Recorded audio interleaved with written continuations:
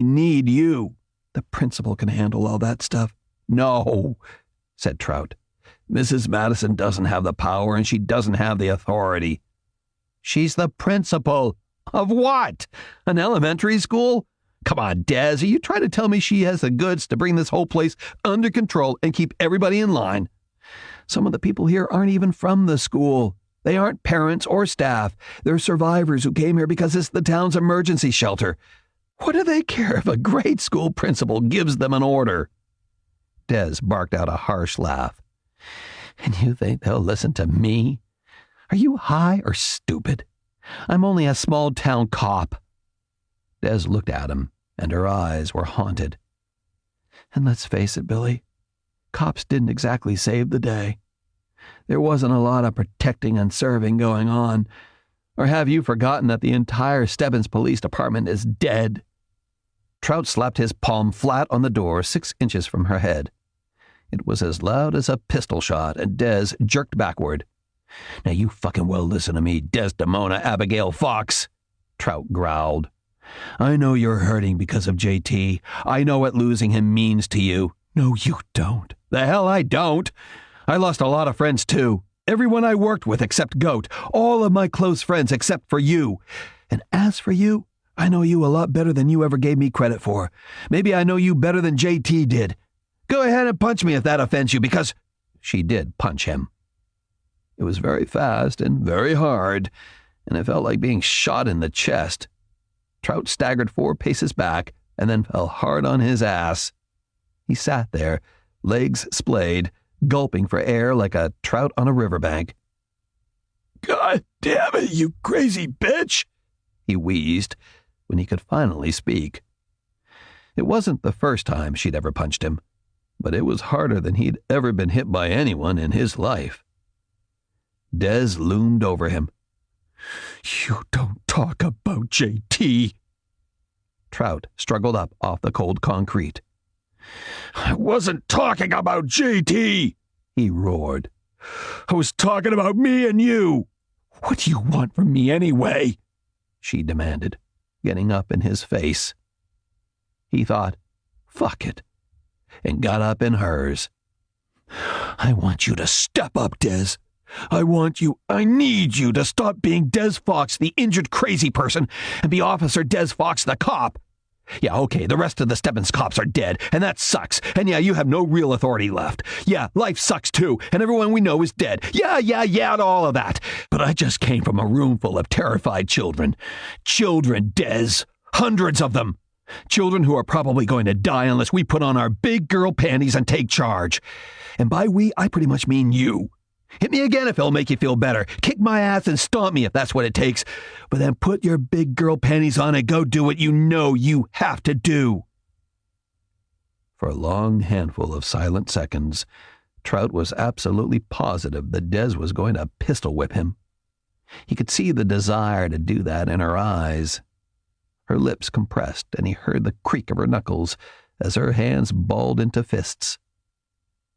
Then Des abruptly took a step back. The action looked like it hurt, like it physically tore her away from the moment. She glanced wildly around as if looking for a doorway that would open onto a different world. Maybe the world of 2 days ago, when everything made some kind of sense. Or a world where there was no Stebbins County, no Billy, no JT, no Lucifer 113, and no zombies. She exhaled a long, deep, ragged breath. "Fuck you, Billy." She said it in a whisper. "Yeah," he agreed. "Fuck me." Then Des nodded. Not to Trout, maybe to herself. A single, curt bob of her head. Without another word, Des turned and climbed the steps as heavily as if mounting the stairs to the guillotine. Trout watched her go. When he was alone, he leaned against the wall and he, too, exhaled. His chest really hurt. Oddly, his back felt a little better, as if falling had knocked something back into place. "Why, thank you, Billy Trout, for that crucial sanity check," he said aloud in a bad approximation of Dez's voice, then switched to his own. "Oh, you're quite welcome, Officer Psychopath. Anything for a friend." Then he pushed off the wall, rubbed his aching chest, and limped up the steps after her. Chapter 36. What the Fink Thinks. WTLK Live Talk Radio, Pittsburgh, Pennsylvania. "We have Borden on 5. "Borden? Is that a first or last name?" asked Gavin. The producer spread his hands. "That's all he gave us. Coming to you now." Gavin took the call. "We have Borden from Bordentown. Thanks for calling in." "Yeah, okay. I listen to this show all the time, and you talk about a lot of really weird stuff, but I saw something tonight that's weirder than anything you ever talked about." The man had a thick Kentucky accent, and Gavin figured he was right out of one of those deep woods hollers. A good old boy's good old boy. "I'm all ears, Mr. Borden." "It ain't Mr., just Borden." "Fair enough." "Well, I'm a trucker." "Oh, you shock me." "And I'm doing a run from Chicago straight through to Baltimore, and I pulled off the interstate to get me a cup of coffee, one of them Starbucks places." "I've heard of them." "And as I'm walking out, I see this car pull up. And who do you reckon I saw getting out of that car just as bold as you please?" "I don't think I'd want to hazard a guess." "It was Mr. Homer Gibbons." "Wait, the serial killer?" "The very same." "Excuse me, Borden," said Gavin, "but it's my understanding that Homer Gibbons was executed at Rockview Prison 2 days ago." "That's what I'm saying. They killed that boy deader and dead, and there he was getting out of one of those little Nissan thingamabobs, the Cube, bare-chested, barefooted, bold as you damn please." "Homer Gibbon?" "Yes, sirree, Bob." "Alive?" "Well, sir, to be fair, he didn't look all that hot. I think they must have messed him up some when they killed him." Gavin looked at the producer, who was laughing silently on the other side of the glass. Gavin grinned and gave him a thumbs up. "Tell me exactly what happened, Borden. This is absolutely fascinating." Chapter 37. In Stebbins County, Stebbins, Pennsylvania. Lonnie Silk did not understand the hunger. He was too hurt, too tired, too sick to even think about food. And yet it was all he could think about. With every staggering step he took, the need for something to eat turned like a knife in his stomach. It was worse than any hunger he'd ever felt. It was so much bigger than the pain of his wounds, so much more important than the disease that he knew was at work in his blood and flesh. He was so hungry that he wanted to scream. Or maybe he had screamed. Lonnie couldn't quite remember. If he had, then the storm winds had blown it away. He sagged against a wooden post at the corner of a big rail fence that bordered a field of swaying corn. Corn. He looked at it. He'd eaten raw corn before. Everyone who grew up in farm country had tried it. Before he knew he was doing it, Lonnie climbed up onto the rail fence, leaned over, let himself fall into the mud on the other side. He landed hard, and pain flared in every damaged inch of him. It didn't matter. He was too hungry to let it matter. Lonnie tried to get up. Couldn't. So he crawled to the nearest stalk, grabbed it, pulled it down, tore the ear from the stalk, ripped the green leaves away, and bit savagely at the kernels. And immediately spit them out. He flung the corn away, disgusted by it. This isn't what his hunger wanted, needed, craved. Lonnie cried out in frustration, and this time he heard his voice. It was not an articulate cry. There were no words. Instead, it was just an expression of need, of hunger. Lonnie looked wildly around as if expecting to see plates of food right there, needing to see food. Drool ran from the corners of his mouth, and Lonnie dared not wipe it away. If he did, Then he'd see what was in that spittle. What white, wriggling things were there. Things that were also hungry. So hungry. He moaned again and wept at the sound of his own voice. Lonnie grabbed the slats of the fence and slowly, painfully pulled himself up. Then, holding onto the rail, he began walking again. He didn't know where. He had no specific destination. He wasn't even sure where home was anymore. Down this road?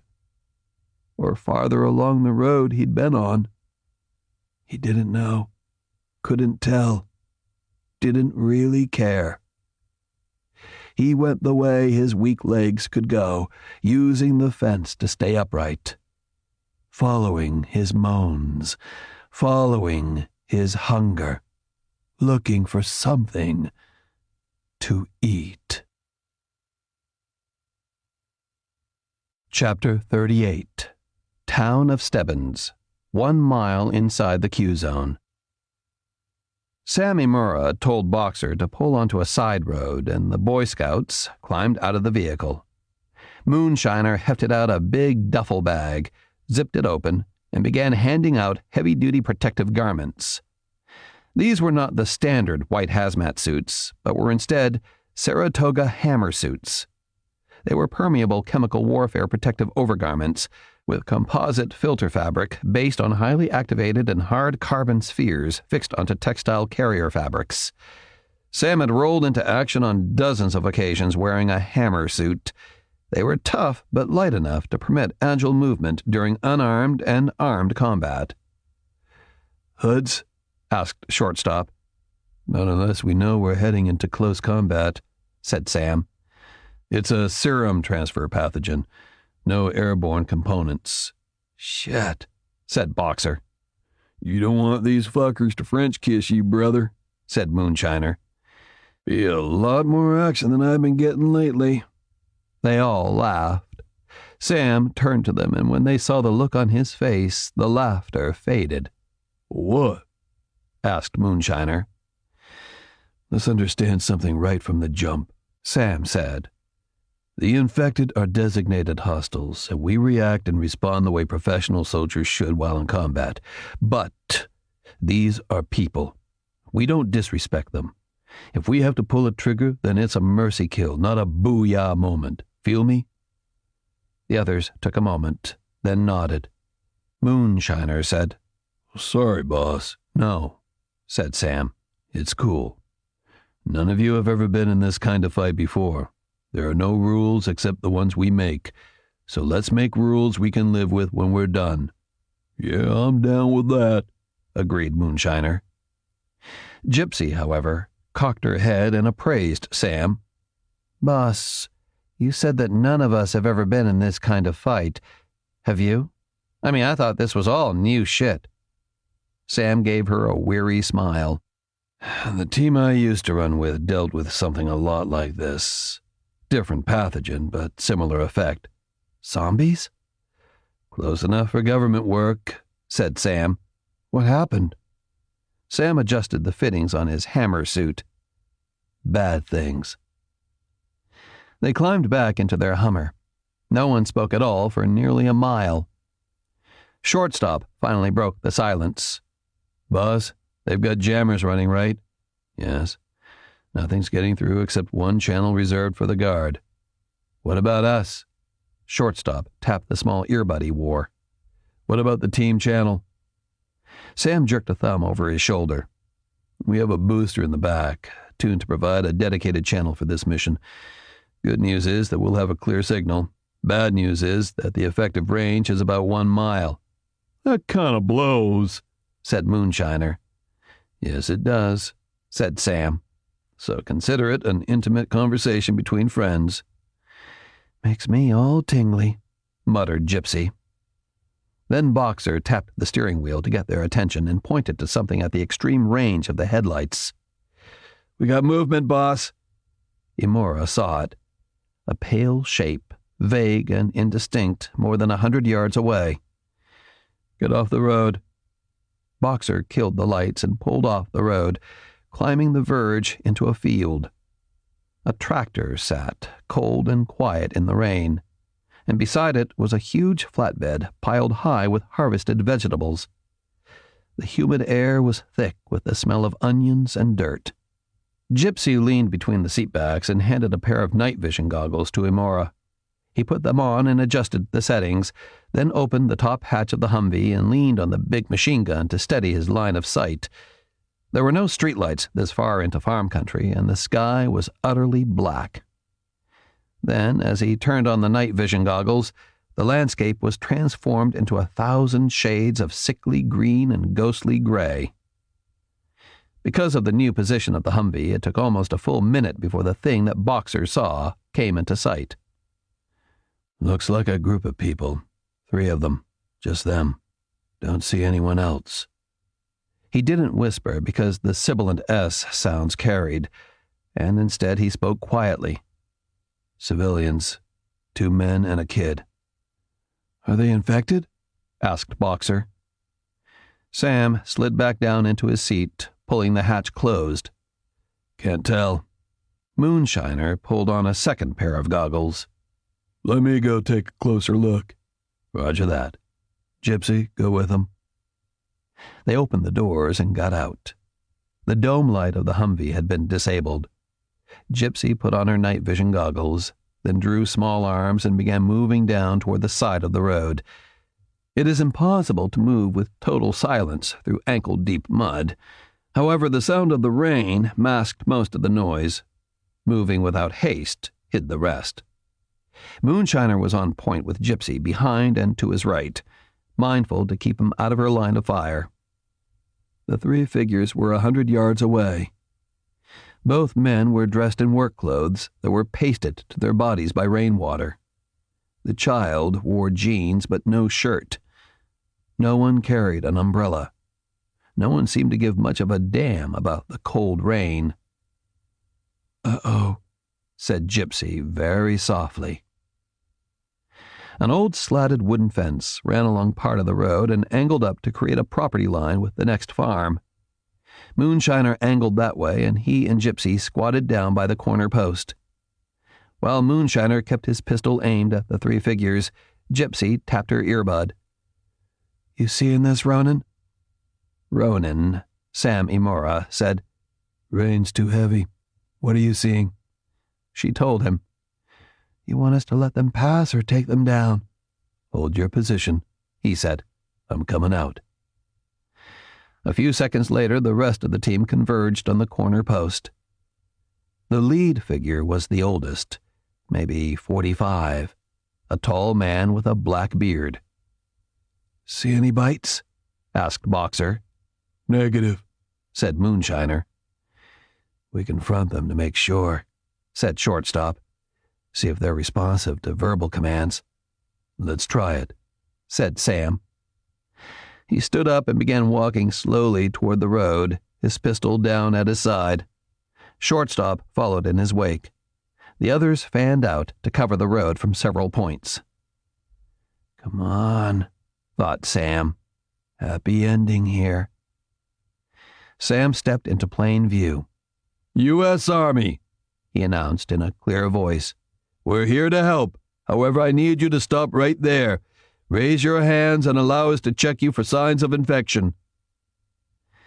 At first, it seemed that the 3 figures would walk past him without taking note of him. But then Sam realized that with the heavy rain, they may not have heard him. He tried it again, repeating what he'd said. "Be cool now," he thought. "Let's everyone be cool and be friends." The bearded man peered at him for a moment, his eyes dark in a pale face. Then he smiled at Sam, showing big white bucked teeth. Only it wasn't a smile. "Sir," said Sam with flagging optimism, "I need you to—" and those teeth parted as the lips curled back from them. With a howl of aching hunger, the man came rushing at Sam Imora, pale hands reaching, pale teeth snapping at the air. Behind him, the younger man and the boy immediately rushed after him. Chapter 39. Stebbins Little School, Stebbins, Pennsylvania. Des tagged 6 adults to stay with the kids and stand watch, and ordered everyone else down to the gymnasium. Not asked, ordered. Trout knew the 6 she picked, middle-aged farm owners, fathers and mothers, the kind of steady people that you could count on. Everyone went, even Jerry, the dazed man who had been singing to the little girl. One of the women in the group held his hand, though Trout didn't recognize her. It was a comfort gesture, he supposed. Nothing even remotely romantic in it. Human contact.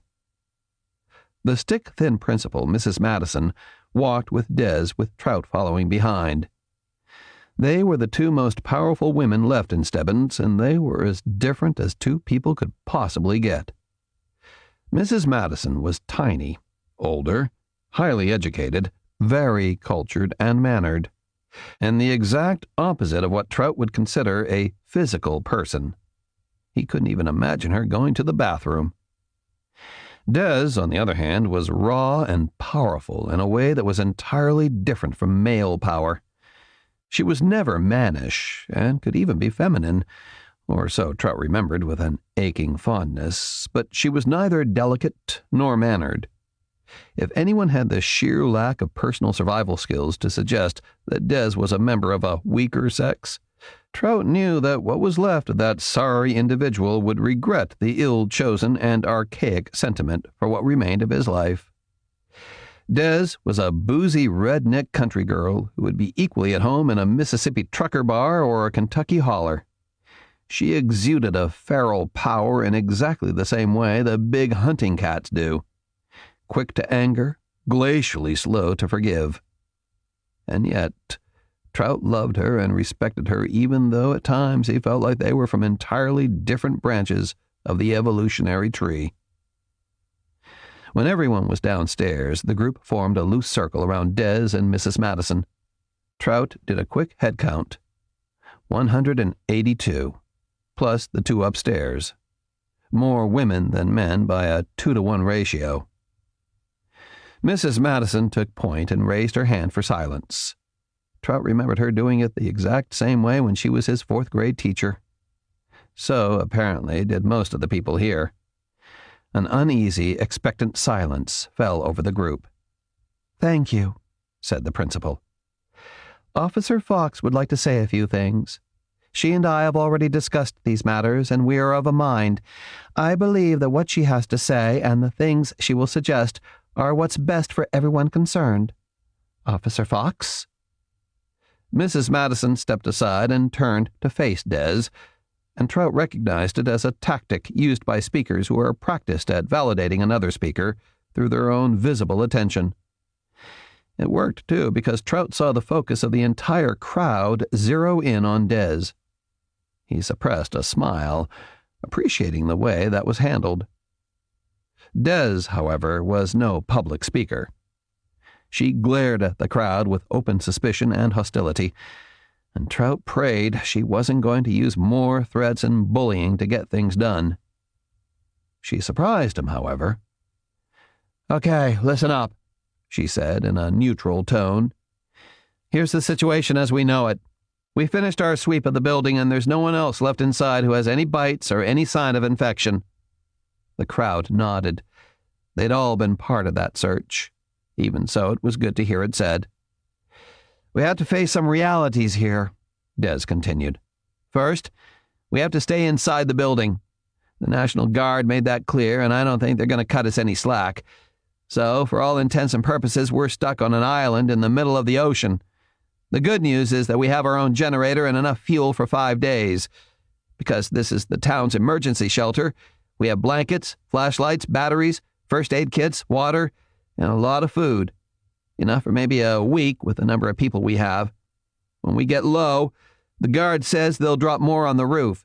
So we're good for now, and this thing will all be over by then." "Over?" asked Jenny DeGroot, one of the teachers. That one word was heavy with meaning and implications. "You know what I mean, Jenny," said Des. "They'll get us out of here, and then we can all—" She paused, fishing for the way to say it. So we can all take care of what needs to be taken care of. Most of them said nothing and just looked at her. A few, the ones Trout thought were the steadiest among them, nodded. Grief was tomorrow's problem. Today's agenda was all about survival. Now, the first thing we really need to talk about, said Des, her mouth, eyes, and voice hardening, is rationing. We are going to share everything. I'm going to put a few people in charge of inventory, someone else will be in charge of allotment, and some others will take care of cooking and food prep. No one else touches any food unless it's on their plate. No one hoards anything. Not food, not anything. If the supplies do get low, then the kids eat first and we eat second. Does anyone have a problem with that? Trout scanned the crowd. If anyone had a problem with it, no one said so. He even thought he saw some relief on their faces, and Trout could understand that. A plan was evidence of structure, and structure was stability. It was something they could react to. Good, she said. Next is the generator. The town's power is out, so the generator is all we have. I don't want to use it any more than we have to. If we turn it off during the day, we can stretch it out for longer than a week if we have to. That means that we eat the stuff in the cafeteria freezers first. After that, it's Spam and canned beans, unless they drop us some McRib sandwiches. That got a few smiles. It was a dent, and Trout was relieved to see Des attempting humor. It meant that she was on sounder emotional ground herself. Now we come to the real issue, continued Des. Security. We need to secure this building. If the guard is wrong, and there are more of those things out there, then we need to make sure they don't get inside. Partly because we don't want to turn this place into a Denny's for dead motherfuckers. No one laughed at what was an intensely lame joke. Des colored a little, but plunged on. And if the guard think that our security has been compromised, then they're going to finish what they started. She cut an inquiring look at Trout, who mouthed the words, "Go for it." And there's more, said Des gravely. We all know that the military wants to sterilize all of Stebbins, which means wiping out everyone and everything. Right now, the only thing stopping them is the broadcasts Billy made. That and one other thing. They think Billy has some information that might help them fight this disease or whatever it is. The people turned to Trout, and many of them moved back from him like he was infected. Does he? Asked Mrs. Madison. No, said Trout, and he briefly explained about Volker, the flash drives, and Goat. As long as they think he has the stuff, we're probably safe, said Des. But there's also a chance they could kick down the doors and come in here to take it. A murmur of dismay rippled through the crowd. Wouldn't they leave us alone if they thought we didn't have it? Asked Jenny. Wasn't that the deal? We stay in here and they leave us alone? That was the deal, said Des. Sure, but right now I'm not feeling too filled with a spirit of trust and belief. One of the farmers asked, So what do we do? Looks like we're in deep cow shit no matter how this thing goes. Des nodded. We do the only thing we can do. We fortify this place and do whatever it takes to protect the children and everyone else in this building. It's as simple as that. That's all well and good, said Jenny. But nailing boards over the windows isn't going to stop those helicopters. I don't think they'll use the helicopters again. Why not? We can't fight them. No, Des agreed. But if they use heavy weapons, then they can't guarantee they won't kill Billy and destroy those flash drives. She shook her head. If they come in here, it's going to be with regular men and guns, and we can stop them. The farmer looked uncomfortable with that. I don't want to get into a firefight with our own troops. Neither do I, said Des. You think I'm nuts? I'm not saying we start a war, but we have to be ready to defend this building if they try something. I mean, what choice do we really have? No one had a good answer to that. Trout wanted to punch a wall because the situation was so frustrating and awkward. Nothing was a clear choice. Nothing really made sense to him. All trust in the system was gone. One of the parents cleared his throat. Okay, so, how do we do that? Secure the place, I mean.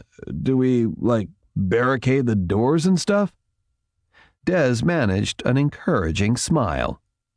"That's a start," she said. Chapter 40. Town of Stebbins, 1 mile inside the Q-zone. The 3 infected left the road and came splashing and slogging through the mud toward Sam Imura. Each of them ran differently. The boy's gait was erratic, like a stroke victim trying to run. The younger man barely shuffled along, his limbs stiff and awkward, but the older man ran with an almost normal gait, fast and with clear determination. "Ah, shit," said Boxer's voice in Sam's earbud. "Boss?" asked Moonshiner. "I got this," said Sam, and he could hear the sadness in his own voice. He raised his pistol and sighted along the black length of the Trinity sound suppressor. He slipped his finger inside the trigger guard and squeezed. A black dot appeared an inch above the right eyebrow of the bearded man, and his head snapped back. Sam used a .22 automatic. The bullet punched in through the front of the skull, but it lacked the force for a through and through. Instead, the lead bounced around inside the man's skull and destroyed the brain. The efficient mechanics of the infected man's gait were destroyed in a microsecond. His legs and arms stopped pumping, and instead they flopped uselessly, like a puppet whose strings had all been cut. He fell badly, landed on his face, and did not move. The younger man was 3 paces behind him, and only with the third of those running steps did he try to move around the obstacle. As if it took that long for whatever drove his brain to identify the obstruction and attempt a course correction. It was too little and too late, and his foot struck the dead man's outflung leg. The younger man pitched forward, hit hard, and slid 5 feet through the mud. Sam Imura ignored him for a moment and watched the boy. He was maybe 11 or 12, a good-looking kid in a hayseed kind of way. Probably would have been a farmer when he grew up. Probably liked sports and girls and his folks. Probably a pretty good kid. Sam shot him. The boy fell and stopped being anything. Not a boy, not a monster. He was meat that would cool in the relentless rain. Something ignited in Sam's chest. He'd been in firefights before with other kinds of infected. He'd had to pull the trigger on what the military shrinks called a mercy killing, and what his commanding officers filed away as a righteous shoot. However, Sam knew full well that when any sane person pulls a trigger on a child, even an infected one, there was no mercy in the action. And it was in no way righteous. It was an act that made him feel complicit in a process of deception and abuse that was as old as warfare.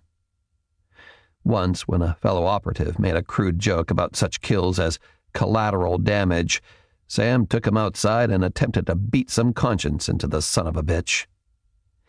The lesson hadn't worked. It didn't change the asshole, and it hadn't made Sam feel any better, though it felt good at the time. His shrink had a field day with that. Now, standing in the rain and watching the boy fall, Sam thought about the pathogen, Lucifer 113, named for a fallen angel. He wondered how far he was falling, how far he had yet to fall. The third infected was struggling to his knees. Sam almost shot him. He didn't. It wasn't a matter of mercy, even now. He tapped his earbud. "Converge on me. I need a spit hood and flex cuffs." The man crawled like an arthritic toward Sam, and as he did so, he uttered a low, terrible moan. Was it hunger? Or was it something else? Sam thought he could hear desperation in that moan, like a person trapped in a burning building. The rest of the Boy Scouts swarmed in, coming at the infected man from 4 points. Moonshiner, the biggest of the team, swept the man's hands off the muddy ground, and as the young man collapsed, the big man dropped his knee onto his back. He caught the back of the dead man's neck and forced the pale face into the mud, keeping it there despite all of the struggling. Sam observed those struggles. There was no art to them, no plan. It was pure reaction. Gypsy pulled a spit hood over the man's head, and the others bound his wrists with plastic flux cuffs. "What do we do with him?" asked Gypsy. "Leave him here?" "Pop him," suggested Moonshiner. "No," Boxer said quickly. "What if the doctors can do something for him?" Shortstop shook his head. "Intel I read says that this disease is a one-way ticket. No one comes back." "That's theory," insisted Boxer. "We don't know that. It's not like this thing's ever been field tested." Moonshiner made a dismissive sound. "Kid, look at this fucker. He's cold. I'll bet his body temp is already down 5-6 degrees. Take his pulse if you want to. Check for pupillary dilation. Do whatever you need to do, but he's not sick, Boxer. He's dead." But Boxer shook his head. "Seen a lot of dead man, and he doesn't look dead to me." "Okay, then. Deadish. Dead-like. Pick whatever word you want to use. Make something up. Point is, this stuff's already eaten his brain. What do you think the docs could do for him? Build him a cage with an exercise wheel?" "It's not—" "No," said Sam, cutting him off. "It's not fair, and it's not right, and it's damn well not normal. But it is what's happening.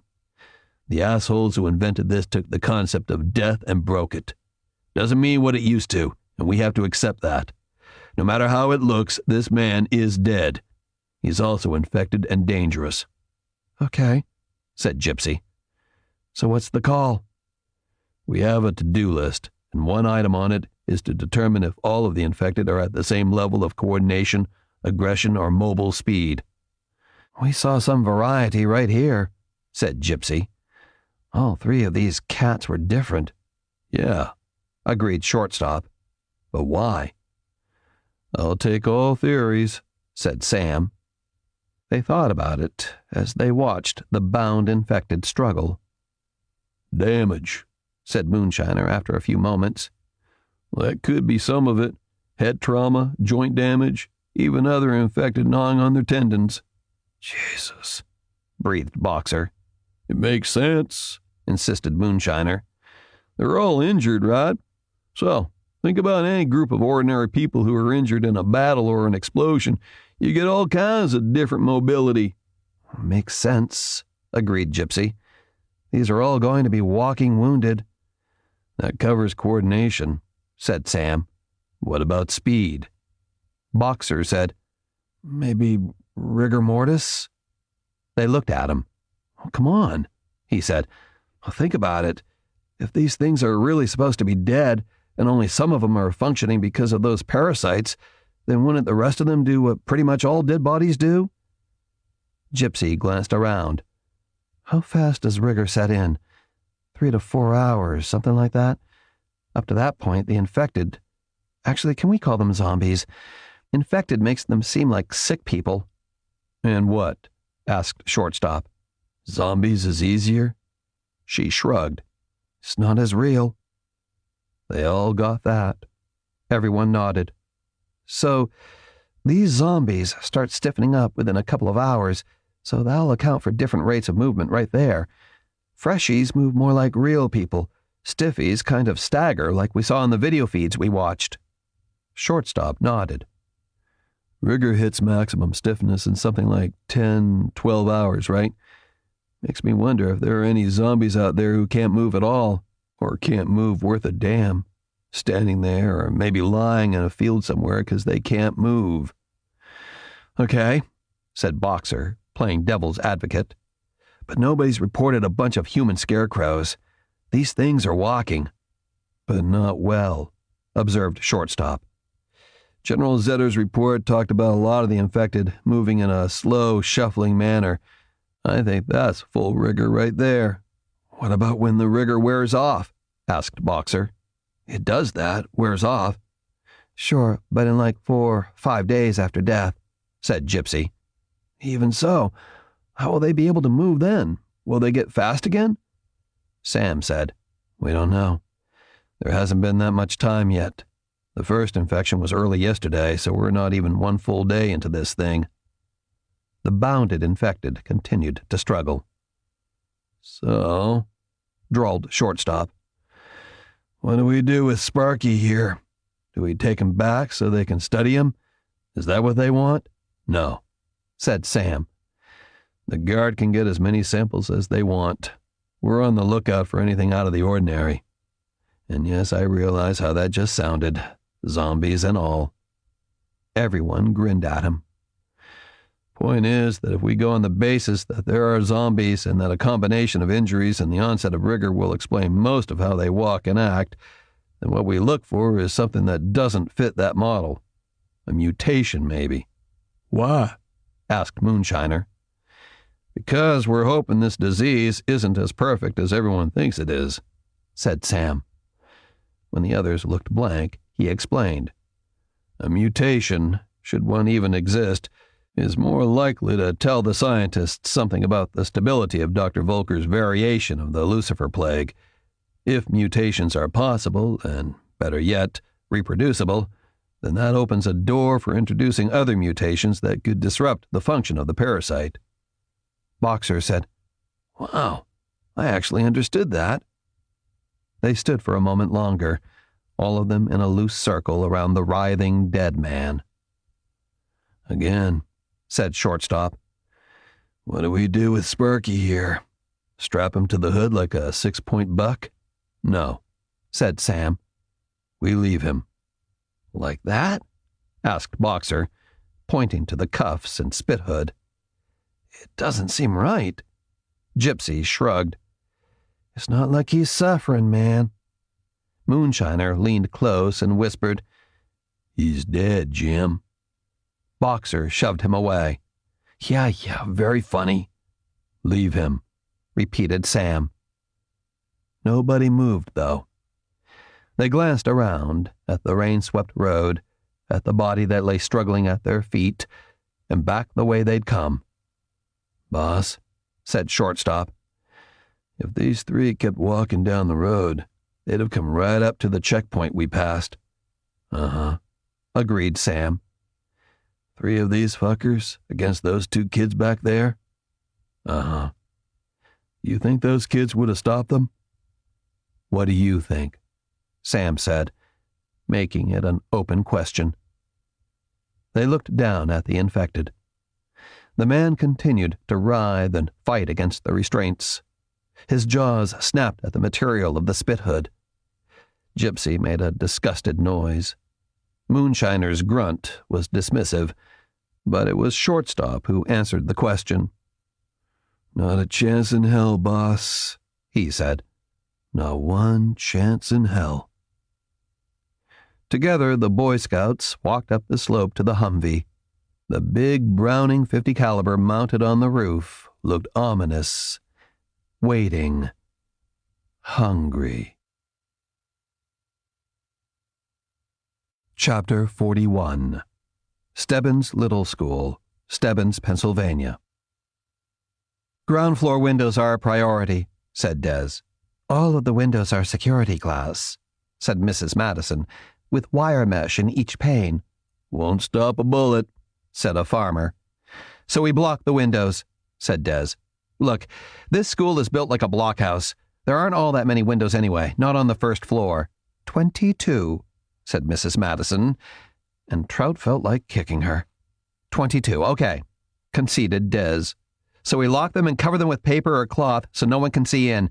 Then we stack stuff in front of them, cans with marbles or pieces of metal, anything that will make a lot of noise if the window is forced. We'll post people in the halls, and if anyone hears those cans falling over, then they shout out and we all come running."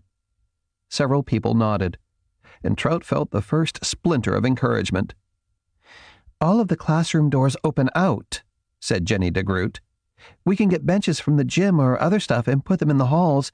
If we hear someone breaking in, we can wedge the benches crossways so the doors won't open out." "Great idea," said Des, jumping on it. And suddenly everyone was throwing ideas out.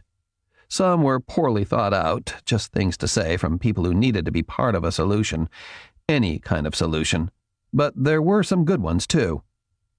"There are tools and hammers and nails and all that stuff in the janitor's office," said one of the teachers. Someone cleared their throat loudly, and the crowd turned toward one of the farmers, a young man with old eyes. Trout fished for his name. Uriah Piper. Piper shook his head and said, "There's a better way to secure the doors." "Okay, Uriah," said Des. "What have you got?" "Well, first," he said, speaking in the slow way some farmers do, "we don't need every door to even open. Once we secure the windows, we can seal off a bunch of the rooms. We can set those noise-making cans you mentioned, but otherwise make sure those doors won't even open." "How?" "Easiest and fastest way would be to nail a piece of wood along the bottom of the door. Nail it, or better yet, screw it right into the floor and position it so that it also attaches to the wall right there at the bottom, and maybe again at the top. Or we could erect a brace at an angle to the floor and toe-nail it in, then nail another piece to the floor behind that. Take a battering ram to open a door like that, and even then it wouldn't be easy. You'd have to tear the whole door apart to get through, and I don't think even soldiers can do that without us knowing about it."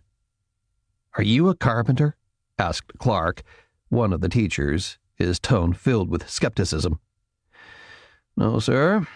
I'm a dairy farmer, as I believe you know." "Then how do you know that will work?" Piper gave him a small, cool half-smile. "You live in farm country, Mr. Clark. How do you not know that would work?" That coaxed a few chuckles from the crowd. Okay, you're right," interrupted Des, clapping Piper on the shoulder. "It'll work, and it conserves our supplies. Uriah, you're in charge of securing the doors and windows. Everyone else helps you. Set up work parties and get going." She glanced around, saw some nods, a few blank stares, and Clark's doubt-filled scowl. Des locked her eyes on him. "We're not going to have a problem, are we?" she asked. Trout wondered how long Clark could meet that uncompromising blue-eyed stare. As it turned out, the teacher lowered his eyes after maybe a full second. Trout was pleased that Des wasn't so small that she nodded to herself to acknowledge the victory. Clark wasn't a bad guy or an asshole. He was scared and confused, and defiance or resistance was probably the only way he knew to try and find solid ground or a scrap of personal power. Des apparently knew that, too. "Okay, then let's get started," said Des. "I want this all done an hour ago." The group started to break up, but then Jerry Dunphrys, the man who had sung the fractured lullaby, grabbed Des's arm. Wait, hold on. Let's not go crazy here." Everyone paused, looking at him. His eyes were wide and wild, and Trout was sure the man was a very short step away from screaming. "Hold on for what, Jerry?" asked Des. "We're acting like this is all really happening," he said. "And it's not. It can't be. None of this is really happening. I mean, come on, people are going crazy and eating each other? That's not happening. That's not what's really going on." Mrs. Madison took a step toward him and, in a gentle voice, asked, "Well, Mr. Dunphrys, what do you think is happening?" "It's something in the water," he said. "I mean, that's obvious, isn't it? It's happened before, like when they put LSD in the New York subways. They did that at the Chelsea Hotel, too. And in France back in the 1950s. The CIA did it in France. They put psychedelic mold in bread and freaked all those people. It was wait a minute, yes, in Pont Saint-Esprit. And remember what Jim Jones did at Jonestown with the Kool-Aid? That's what this really is. They're doing something to us. They're messing with our brain chemistry. This isn't really happening. It's something in the water. Maybe they seeded the clouds, and that's why it started happening when it started raining. Nobody's really killing each other. My wife didn't kill anyone, and my kids are fine. Tracy and Sophie are just fine, and don't you dare try and tell me different. They're fine, but they're probably freaking out too. We have to get out of here, not lock ourselves up. We have to get out and Des Fox spun him around and slapped him across the face. It was, after all, what you do with hysterical people. Trout had seen it 1,000 times in movies and on TV. You slap the crazy out of them and knock some sense into them with a big open-handed wallop across the chops. The sound was as loud as a gunshot. Jerry Dunphy's spun in nearly a full circle and caromed into Clark, who tried to catch him and failed. Jerry crashed to the floor, his face blossoming with a bright red handprint. Des loomed over him, hand raised for a second blow, her mouth starting to form words that Trout knew would be some variation of the cowboy up speech. But Jerry screamed. He scuttled away from her, tears breaking from his eyes, his mouth trembling as terrified sobs tore their way out of him. He crawled all the way to the wall and huddled there, hunched and cowering, arms raised against the next blow, against the next inevitable hurt. The moment ground to a halt. Everyone froze into a tableau that came close to breaking Trout's heart. Des was caught in a role for which she was totally ill-suited, that of a bully terrorizing a helpless person. The other people looked shocked, but there was guilt there, too. Everyone was complicit in this moment. If the slap had worked, and Trout doubted that it ever did outside of Hollywood or a bad novel, then they would have tacitly supported what Des did. Instead, they were bystanders to injury, and there was no way to step back onto the ledge. "I," began Des, but even that small a thing, a single tentative word, made Jerry flinch again. He buried his head under his arms and wept brokenly. Des turned right and left, as if looking for the doorway back to a minute ago. She spotted Trout. "Billy, Trout moved past her and knelt in front of Jerry, who instantly shied away. But Trout made very soft, very slow shushing sounds. He sat down on the floor next to Jerry, wrapped his arms around the man and pulled him close, rocking him the way the man had rocked the little girl. Trout fought to find the words of that old nursery rhyme, found some of it, sang it quietly, leaning over Jerry to comfort the man with the warmth of another body. "Come along," said Mrs. Madison in a hushed voice. "We have work to do." One by one, everyone left, until only Des lingered, looking wretched and guilty and confused. Trout met her eyes. He gave her as much of a smile as he could muster, then a small nod. He mouthed the words, "It's okay." Near to breaking herself, Des Fox backed away until she reached the far end of the gymnasium. Then she turned and fled. "Shh, it's okay, Jerry," Trout said to the sobbing man. "It's all going to be okay." He lied. Chapter 42. The Oval Office, the White House, Washington, D.C. Scott Blair had a hard time keeping himself from committing a federal crime. He wanted to punch the president in the mouth. No, he wanted to do more than that. He wanted to beat some sense into the man. "Mr. President," he said with as much control as he had left, "the intelligence we are getting from Captain Imura clearly contradicts the reports being filed by General Zetter. The situation in Stebbins is far from stable, and we have 10,000 additional troops inbound," said the president. "We have another 5 on standby. The NBAC field team has arrived, and they are making their assessment, and frankly, Scott, I think they are in a better position to assess this kind of threat than a formal special operator." "I couldn't disagree more strongly," insisted Blair. "Sam Imura is one of the most experienced people we have, with the exception of Captain Ledger, who is, unfortunately, out of country and out of reach." Captain Imura is retired from active field work, said Sylvia Ruddy. He's been out of the field, in fact, for years. So what? I'd still trust his judgment more than anyone else on the ground in Pennsylvania. That's not your call to make, said Ruddy. Blair stiffened. Mr. President, may I speak with you privately? The president scowled. All right, that's enough. I don't want you two throwing rocks. This isn't the time or place. Ruddy folded her arms and said nothing. Please, Mr. President, said Blair, not budging. 2 minutes. This is ridiculous, said Ruddy, but the president held up his hand. If you don't mind, Sylvia, said the president. She stared at him as if he had kicked her. Then she turned on her heel and stalked about, slamming the door behind her. The president sighed. That's going to cost me. Blair shifted to stand between the president and the closed door, forcing himself into the line of sight. The president sat back in his chair and gestured for him to speak. 2 minutes, Scott. Permission to speak candidly. You keep asking that. I keep needing to. They regarded each other. Then the president nodded. Go ahead. Blair leaned his fists on the edge of the desk. What the fuck are you doing? What? This isn't like you, said Blair, his voice low and even. This isn't even close to you. Yesterday you were in command. You were the voice of reason while all hell broke loose.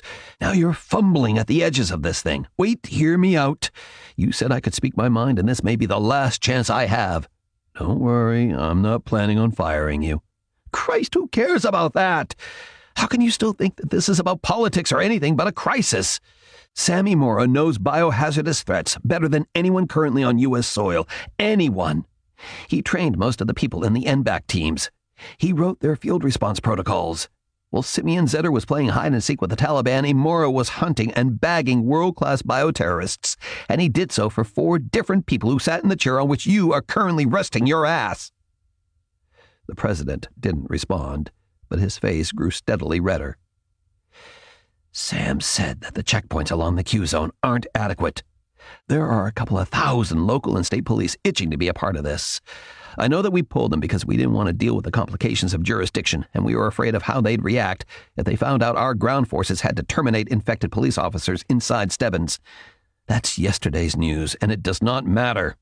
What matters now is getting armed, trained men and women to reinforce that Q-zone while there is still time. The National Guard reinforcements won't cross into Stebbins sooner than 2 hours. We can put 1,000 police officers on that line in 20 minutes. And we'd lose all control of the situation in terms of media, and that doesn't matter. The president shook his head. Scott, while I commend you on your passion, I simply do not agree that we are in danger of losing control of the situation. I've known Simeon Zetter too long and too well to doubt his word. So have I. And it's not his word that I doubt. It's his ability to properly assess this kind of situation. The president spread his hands. I'm not convinced, Scott. Sorry. Blair really wanted to hit him. He wanted to kill him. He took a breath and said, Will you at least do this much? I have a scientist in my office, a Dr. McCready. She's possibly the best virologist we have, and she wants to talk to you. She has some things to tell you about Lucifer that you don't know, and she would like you to open a dialogue with Dr. Price at Zabriskie Point. Who and where? I don't know that person. That, said Blair, is the point. Price is the man who knows more about the Lucifer Project than anyone. And Zabriskie Point? It's a bioweapons research laboratory in Death Valley. Since when do we have a lab there? We've always had one there. You knew about this, and I didn't? Blair offered a chilly smile. Yes, sir. It's my job to know about such places, just as it's my job to advise you when the national security is in genuine peril. The president's eyes were hooded as he considered that. Okay, Scott. Go fetch your mad scientist. Chapter 43. Route 653, Bordentown, Pennsylvania. Goat squeezed himself against the passenger door. long legs pulled up, arms wrapped around them, trying once again to hide behind his own limbs, once again failing to accomplish an impossible task. Beside him, Homer Gibbon steered the cube from lane to lane. Windshield wipers slapped back and forth. On the radio, Townes Van Zandt was singing about how he was waiting around to die. Homer had the volume so loud that it hurt Goat's head and made his eyes twitch. Homer sang along, knowing every word. When the song ended and a softer outlaw song by Willie Nelson started playing, Homer turned the volume down. Outside, the rain was so heavy that the wipers were doing almost nothing. Homer never slowed down, though. He cruised at a steady 70. Goat found himself praying for an accident. He was willing to take his chances in a head-on collision. He eyed the wheel, wondering if he dared grab it and spin them into the oncoming headlights. Maybe. As if he could read Goat's mind, Homer said, "Don't be thinking bad thoughts, son." Goat squeezed his eyes shut and shook his head. The killer beside him chuckled. They drove. Then Homer said, "Tell me about yourself, boy. What kind of reporter are you?" When Goat could trust that his voice wouldn't squeak, he said, I'm a cameraman." "What? You ain't even a reporter?" Homer's mouth hardened. "The fuck?" "No, I'm a reporter, but I mostly do camera work and video editing and social media." "Social media? What's that shit?" "Twitter, Facebook, stuff like that." Homer grunted. "What's that have to do with news?" "Everything," said Goat. He realized that this was a chance to reinforce his usefulness. "The internet is a lot more important than anything when it comes to getting the news out there. Most people get their news from the net." "Yeah, I've seen Yahoo News, but that ain't that Twitter shit." "No, but a lot of people take URLs, web address links, from sources like Yahoo News and other services, and they post them on Twitter and other social media platforms. Other people repost the links. Sometimes a news story only reaches a lot of people because of posts on social media. Everyone tweets these days, even the president." "Tweets? Now ain't that masculine as all shit?" Homer let loose a big horse laugh. "That's hilarious. Look at me, Homer fucking Gibbon, public enemy #1, tweeting. That's funny as balls." Goat shifted his position, still defensive but easing the stricture in his muscles. "It would get your story out," he said, "to the biggest number of people, millions all over the world." Homer shot him a look. "For real?" "Absolutely." Goat paused. "That's how we got this story out. Billy Trout sent me news feeds from town, and I posted them all over the net so they'd go—" He chopped off that last word, not daring to say it. But Homer reached over and jabbed him with a finger. "They'd go what?" There's an, expression that, "Fucking say it, boy." Goat took a breath and said it in a rush. "When social media is used to break a story and it spreads really fast, it's called going viral." It took Homer a moment to process that, and then he began laughing. He was laughing so hard that he drove right off the road and slammed into a tree. Chapter 44. Stebbins Little School, Stebbins, Pennsylvania. When Jerry Dumfries could walk again, Trout took him back to the big classroom and turned him over to Mrs. Madison. The principal wrapped a blanket around Jerry's shoulders and led him away. Billy Trout looked at the children. Despite the sound of hammering and people shouting as they worked in teams to fortify the school, some of the kids were actually sleeping. It amazed him. As exhausted as he was absolutely certain that he could not fall asleep. Not now, and maybe never again. Too much possibility of things waiting for him in the dark shadows behind closed eyelids.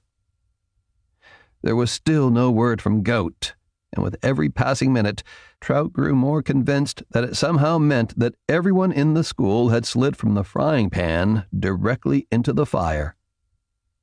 Just for the hell of it, he tried the satellite phone once more. Nothing. "Fuck," he said, then immediately apologized, though none of the kids seemed to have heard or reacted.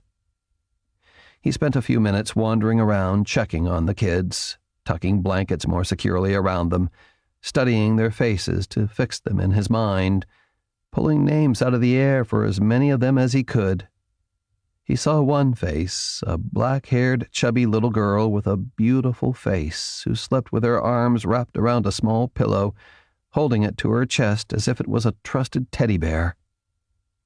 Trout realized that he knew this girl very well, but hadn't seen her in the crowd before. He'd been to her first birthday party, to her christening, to at least 5 barbecues at her aunt's house. Her name was Belle, and she was the only niece of Marcia Sloan, the woman who had handled phones and done research for regional satellite news. Marcia was a curvy, retro-goth woman, north of 40 but always possessed of a timeless sexual appeal that was a legend throughout Stebbins County.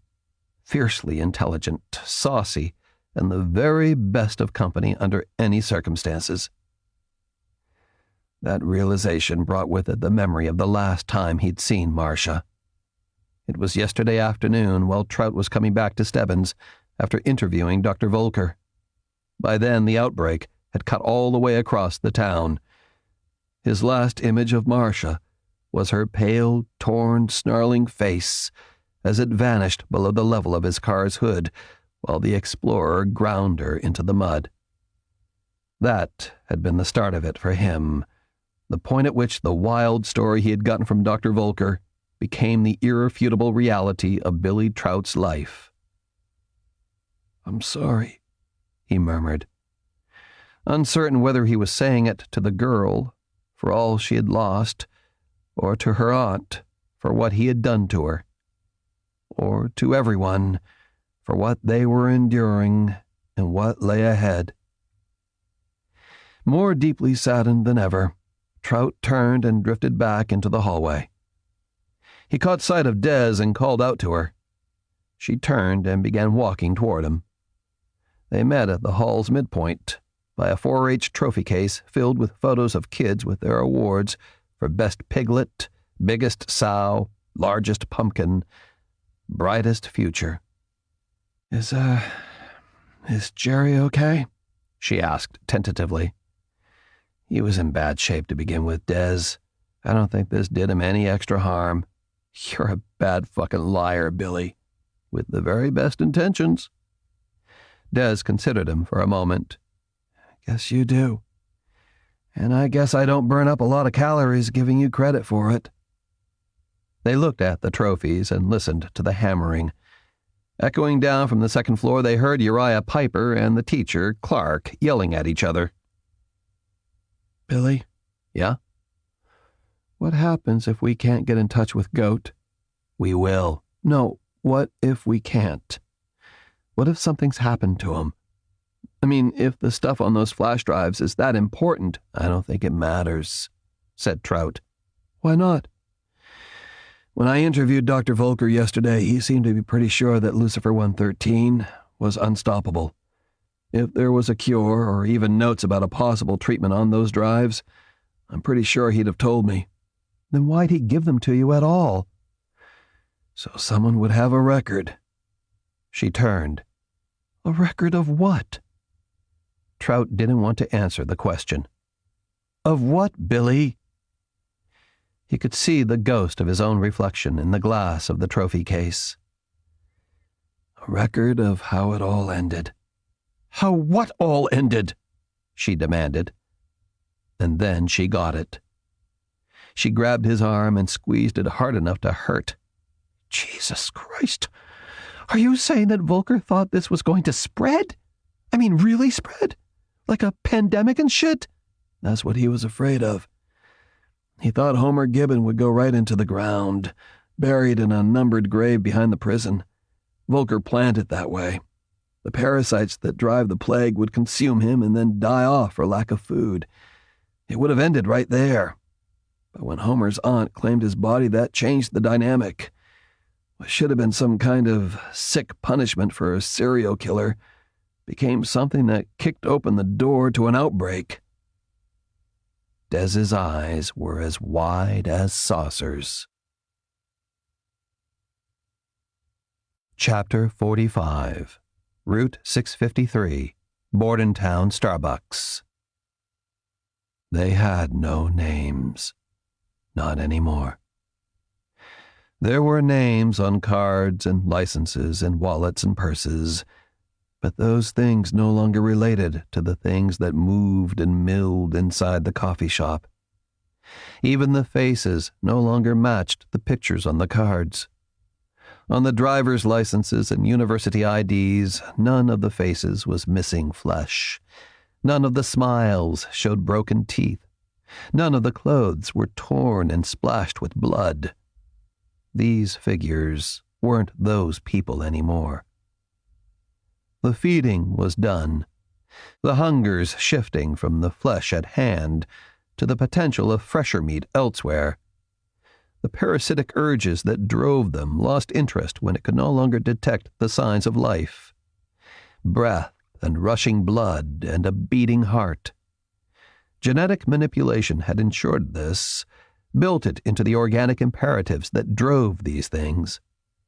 Just as the brain chemistry and nerve conduction was repatterned to kill and infect, to feast quickly but not completely, to spread the disease.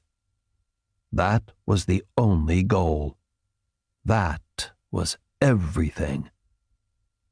Though the body ached for food, the minimalized brain moaned in desperation for it, even though there was meat right there.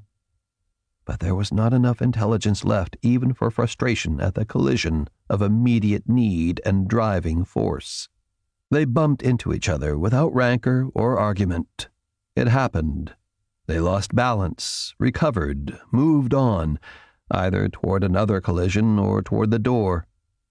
Eventually, it was all toward the door, toward the movement outside. Lights in the rain, the stink of gasoline fumes, and beneath that was the smell of living meat. One by one, they collided with the heavy glass door, rebounded, hit it again until it opened, stepping into the teeth of the storm with their own teeth bared. Unaware of the stinging rain or the hands of wind that tried to push them back, they moved toward the parked cars, sniffed the air, found only trace scents, old scents, but nothing alive. They staggered on through the small parking lot, spreading out, some heading toward the line of red taillights, others toward the line of white oncoming lights. The first of them that stepped onto the highway was a man with a green apron and a matching billed cap. He had no fingers. They'd all been bitten off, some by Homer Gibbon, though this man had no idea who that was. He had no thought at all about Homer or anyone, anything, except the hunger. He stepped off the grassy verge and walked directly into the hazy, dark gap between two bright headlights of a UPS tractor trailer going 70 miles an hour. The impact smashed him into the air and hurled him 30 feet away. It exploded him. Parts of him were flung all the way over the truck. One arm struck the window of a blue Subaru hard enough to crack the glass. The rest of him was pulped beneath the semi's wheels as the UPS truck tried to brake. There was a moment when the truck seemed to defy gravity, to rise like a balloon as mass and momentum in the storm-slick road conjured bad magic in the night. The semi slewed sideways and the trailer hunched up and over it, snapping cables and tearing metal. The two cars behind it, the CNN van and the Walmart truck behind it, punched 1, 2, 3 into the twisting truck and into each other. The storm was too violent for that kind of road speed. Everyone knew it, and everyone drove that fast regardless. The storm and the plague killed them for it. The air above the eastbound lane was filled with a scream of metal and the popping of safety glass, the hiss of tires that were finding no genuine purchase on the wet roads, and the whoomp crunch of vehicle hitting vehicle. 30 yards away, the same vehicular gavotte was imitated on the westbound lane as 3 of the infected walked into the traffic. Cars and trucks slammed each other into accordion shapes. Other vehicles tried to swerve, but there was nowhere to go in that kind of traffic. On another night, when there was no storm and no major crisis, the roads would have been far less crowded. There would have been no rubberneckers, no press, no emergency vehicles, no troop transports, and no cars filled with family and friends trying to get to their missing loved ones in Stebbins. Cars spun and danced, lifting from the asphalt as big trucks hit them. Airbags popped like firecrackers, seatbelts restrained, and they broke and they cut into flesh. The last of the bloody figures from Starbucks moved onto the highway and were crushed by the colliding cars. Then the symphony of impacts faded out, replaced by the blare of horns and the rising chorus of screams. For a short time, a precious short time, the infected were unable to attack, each of them defeated by the metal things they had tried to attack to get at the soft food within. The victims of Homer Gibbons' attacks were crippled and mangled, every last one of them. It would be nearly 6 minutes before the first ambulances arrived, filled with EMTs who would see hurt people in the wreckage. Badly hurt and yet somehow still alive, still moving. The EMTs would work shoulder to shoulder with ordinary civilians, survivors of the wrecks or people who had been able to stop their cars and rushed forward to help. The EMTs and the civilians would work like heroes to pull the mangled people from the wrecks, to triage them, to stabilize them, to save them. Driven by professional responsibility, they would do everything they could to preserve the lives of the suffering wounded. All of this happened less than 1 mile outside of the Stebbins Q Zone. Chapter 46. Checkpoint number 43, Stebbins County Line. Lonnie Silk saw the soldiers up ahead, and his heart lifted in his chest. They wore the same kind of combat hazmat suit he did, but theirs were intact, and they still had weapons. Both of the soldiers had their hoods off, though. Lonnie recognized them. The sergeant, anyway. Rodriguez. Lonnie couldn't remember his first name. The other guy was a stranger, some white kid. It was the best thing he could see. Someone he knew. More important, soldiers. People who could help him. Lonnie raised his hand, took as deep a breath as his aching lungs could manage, and called out to them. Except that's not what happened. It took Lonnie a few seconds to realize that what he thought he did and what he actually did were slanting downhill in different ways. It wasn't one hand that he raised. Both hands came up. Not in a signaling gesture. Not a wave at all. His hands came up and reached toward the 2 soldiers as if, even from this distance, he could touch them. No, not touch. Grab. Grab? Was that right? Lonnie struggled to understand it. His fingers splayed open and then clutched shut, as if trying to grab the image out of the air. Why? To do what? He could feel his lungs expand as he drew in the air for his yell, but the ache was gone. There was pain, but it was different. A totally new kind of discomfort that felt oddly distant. It was like feeling someone else's pain, though that was totally nuts. Impossible. The most confusing thing for Lonnie was how his words sounded as they issued from his throat. They weren't words at all. He didn't hear his voice call Rodriguez's name. He didn't hear words at all.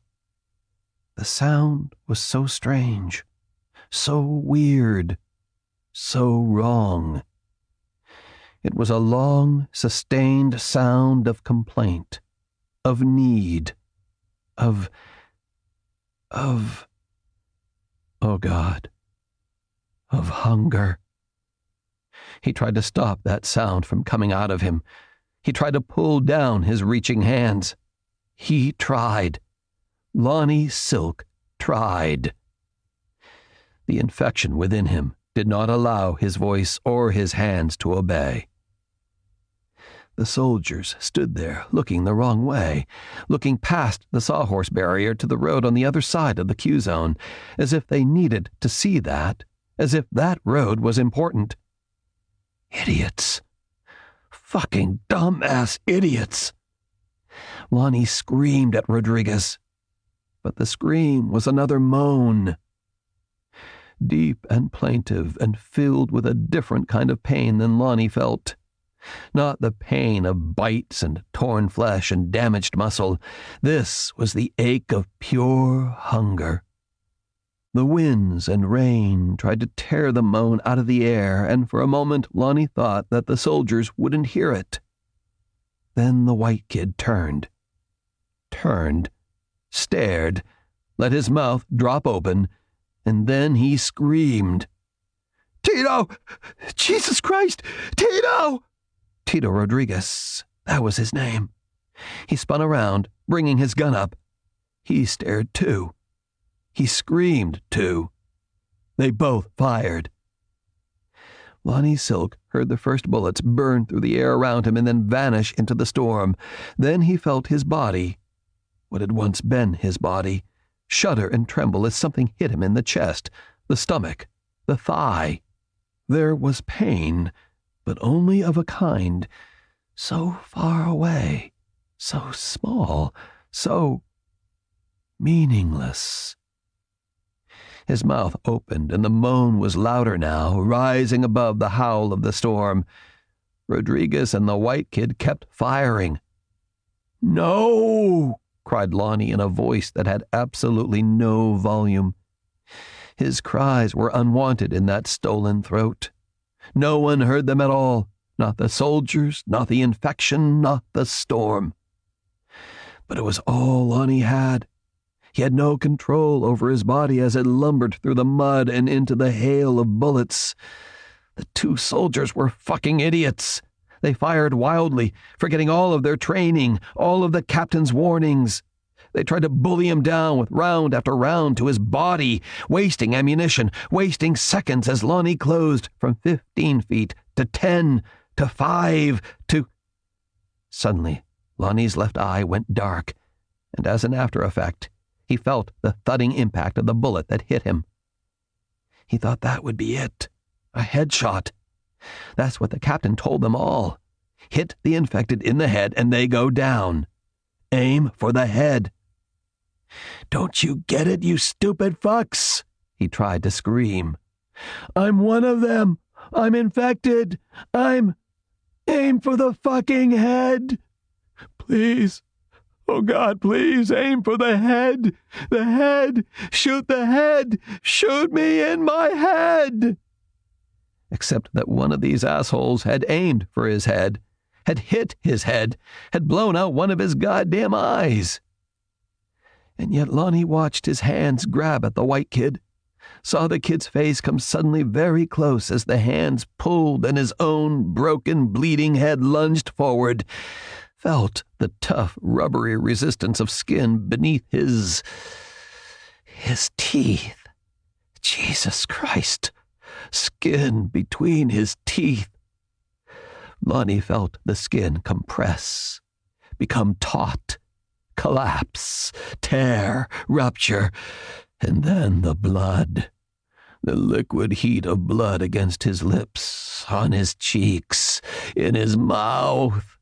"Please, God, just fucking kill me!" And then he felt another impact, this time over his right eye. He felt it for all of one moment, and then a vast, featureless black mouth opened in the world and Lonnie Silk fell into it. As he vanished into the darkness, he thought he heard Tito Rodriguez calling his name. But soon it wasn't his name anymore, and the darkness was everything. Chapter 47. Zabriskie Point Biological Evaluation and Production Station, Death Valley, California. Dr. Dick Price was the director of research applications for a facility buried deep in a billion-dollar laboratory. The lab was located in a place Price personally felt was the most aptly named spot on Earth, Death Valley. There was no way to get to his lab except by helicopter, and when the birds were out of the coop, he and his staff felt like they'd been abandoned on the dark side of the moon. Team members had to go through 10 kinds of security screening, including incredibly thorough background checks and psychological evaluations that felt like personality rape. The few who passed those tests then had to put their names to a stack of waivers and non-disclosure agreements, and one frightening document which, for all intents and purposes, signed away their constitutional rights. Once someone arrived at Z Point, as it was familiarly known, the government owned them, body and, as Price saw it, soul. Everyone on the science team knew that the place was illegal as hell. Even the support staff, cooks, guards, cleaners, and janitors, suspected as much. A word to a journalist could bring the place down and likely have several members of Congress and the Department of Defense thrown into jail, but the wording of those documents would land the whistleblower in an adjoining cell. It was criminal, but necessary. At least as far as Price and his masters at the DoD were concerned. The international agreements and bans on certain kinds of biological warfare were nice in their way, but Price didn't believe for a moment that any of the signatory nations were truly abiding by those rules. It didn't make a lot of sense to do so, not as he saw it. There were terrorist groups who knew how to grow viruses, and plenty of nations, North Korea, Iran, and China sprang to mind, that were definitely cultivating the next generation of weaponized pathogens. The CIA had proof, but politics and the subtle chess game of brinksmanship kept that information below the surface. It was leverage in all kinds of discussions, and as long as the bad guys screwed around with their bugs and bombs, the State Department and the CIA had some dials they could turn. Blackmail was far more important and useful than public disclosure. On the other hand, knowing that your enemy was designing microscopic monsters was in itself a tacit mandate to do the same. Maybe not for attack. Not even Price thought that America was crazy enough to release the kind of bioweapon that teams like Z Point developed. But in order to build a good shield, you have to be able to study the sword it needs to stop. That's what the people at Z Point did. They made monsters in order to study them and, ideally, craft response protocols, sera, antitoxins, and other prophylactic measures. For these reasons and others, Dick Price believed that he was prepared for the conversation he was about to have with the President of the United States. He'd had 2 similar conversations with a previous president during a bioweapon attack at the Liberty Bell Center in Philadelphia more than a dozen years ago, and then when a group of domestic terrorists created weaponized and communicable versions of genetic diseases including Tay-Sachs and sickle cell. Those have been difficult conversations, especially the first one, since the sitting president of any given administration is never advised about the existence of Zabriskie Point or similar stations until he needed to know. Plausible deniability was such a useful thing. "We're just about ready," said his aide. Price sat at his desk with a large laptop open and the encryption conference software up and running. He adjusted his tie, sipped some water, took a calming breath, and nodded to the aide. The screen display changed from a placeholder of the presidential seal to the face of the commander-in-chief. 2 people sat on either side of the president, Scott Blair, the national security advisor, and a young and very intense-looking black woman Price knew by reputation only, Dr. Monica McCready, a rising superstar in the epidemiology world. A woman, he reminded himself, who had been mentioned several times as perhaps a better fit for the directorship of Z-Point than he was. Shit, he thought. That's just swell. He could feel sweat beginning to form along his spine. "Dr. Price," said the president. "Yes, Mr. President. Despite the circumstances, it is a pleasure to meet you, even virtually." The president gave a tiny nod. There was a brief round of introductions, but it was done fast and without the usual courtesies. "Have you been brought up to speed on the situation developing in western Pennsylvania?" "I have, Mr. President." "Am I to understand that you are familiar with Lucifer 113? There was both frost and anger in the president's tone. "Yes, sir. Very familiar." "In what way are you familiar?" Price paused. "Well, Mr. President, as you know, we—" "No, Dr. Price, I don't know. Until 20 minutes ago, I had never heard your name or the name of your facility. While I am aware of the requirements of security and confidentiality, I am distressed to learn that we are continuing work on a bioweapon of such devastating potential that one of my predecessors felt compelled to use an executive order to terminate all work on it. Are you aware of that order, Dr. Price?" Price said nothing, and against his will, his eyes flicked toward the National Security Advisor. "Mr. President, I—" began Price, but his words faltered. The president shook his head. "When this matter is resolved," he said coldly, "there will be a full investigation. Make no mistake. However, I think it's fair to say that heads will roll at a higher pay grade than yours." Blair looked at the fingers of his folded hands, and Price saw something flicker on his face. Was it irritation? Was it cynical humor? Whatever it was, flicked on and off his mouth in a microsecond, and the president did not see it. Price said, I mean, thank you." "But hear me on this, Doctor," interrupted the president. "A new executive order is forthcoming, and that will be enforced. Failure to comply will be met with the harshest possible penalties." "I understand, sir." The president studied him for a long two-count. "Do you, Dr. Price?" "I believe I do, Mr. President." "Then let's get down to it. Samples of the pathogen are being sent to you by military courier. Even though you already have the original pathogen there, we now know that Dr. Herman Volker used a modified version. Volker said as much to his CIA handler when he called to alert us about what he had done." "What about Dr. Volker? If the release of Lucifer was an accident, then surely he'd be eager to help us." "Herman Volker is dead," the president said flatly. "What?" gasped Price. "Was he infected?" "He hung himself." "Oh, no. That's horrible." "Dr. Price, let's not waste time weeping over a man responsible for the deaths of thousands of American citizens." Price straightened and cleared his face of expression. "Of course not, sir. It's just that he could have helped us. Remodeling a weaponized pathogen is tricky work, and even though it can result in something as apparently unstoppable as Lucifer, there are often chinks in the armor, so to speak." "What kind of chinks?" "Intentional vulnerabilities left by the designers so that they are not as vulnerable to the pathogen as, say, their enemies. Or in some cases, design flaws that can be exploited to create a counteragent or some prophylactic measure." The president brightened. "Are you sure?" "Sure. No, sir." "What will make you sure?" Price considered. "One of two things offer the best chance of that.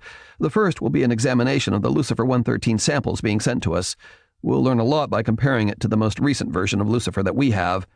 "That's going to take time, though," suggested the president. "We can work pretty fast when—" "Skip the sales pitch. What's the other chance?" "Looking at Volker's research notes. Do we know where they are?" "There are no records in his office at the prison where he worked. The hard drives have been completely wiped and degaussed." "Everything?" asked Price, aghast that any scientist would do that to his own work. "He kept no backups?" "He did," said the president. "All of his research was copied to a set of flash drives." "Well, that's terrific." "Which we do not have." Price had to bite back a curse. "Is anything being done to obtain those drives?" "Of course," said the president. "However, since we have no guarantee of that happening right away, we need to move forward with what we have. Is there anything you can tell me about Lucifer based on what you've so far been told about the current crisis?" Price nodded. "I believe so, sir. I reviewed some field reports from a doctor attached to the National Guard. If the reports are accurate, then there are marked differences between the current strain and the samples we were initially given here. What differences? Well, the rate of infection appears to have been greatly accelerated, possibly by a factor of 10. The original Lucifer samples we have been working with here have a much longer gestation period. This was a problem the Soviets recognized that essentially limited practical application of the weapon because there was too great a lag time between introduction and a full-blown outbreak. Now that appears to occur in minutes. That's rather exciting. Doctor, warned the president, his voice low and slow, be very careful in your choice of words. I'm sorry, stammered Price. I meant from a scientific perspective. I know what you meant. The president's eyes were hostile. So, Price noted, were those of Dr. Macready.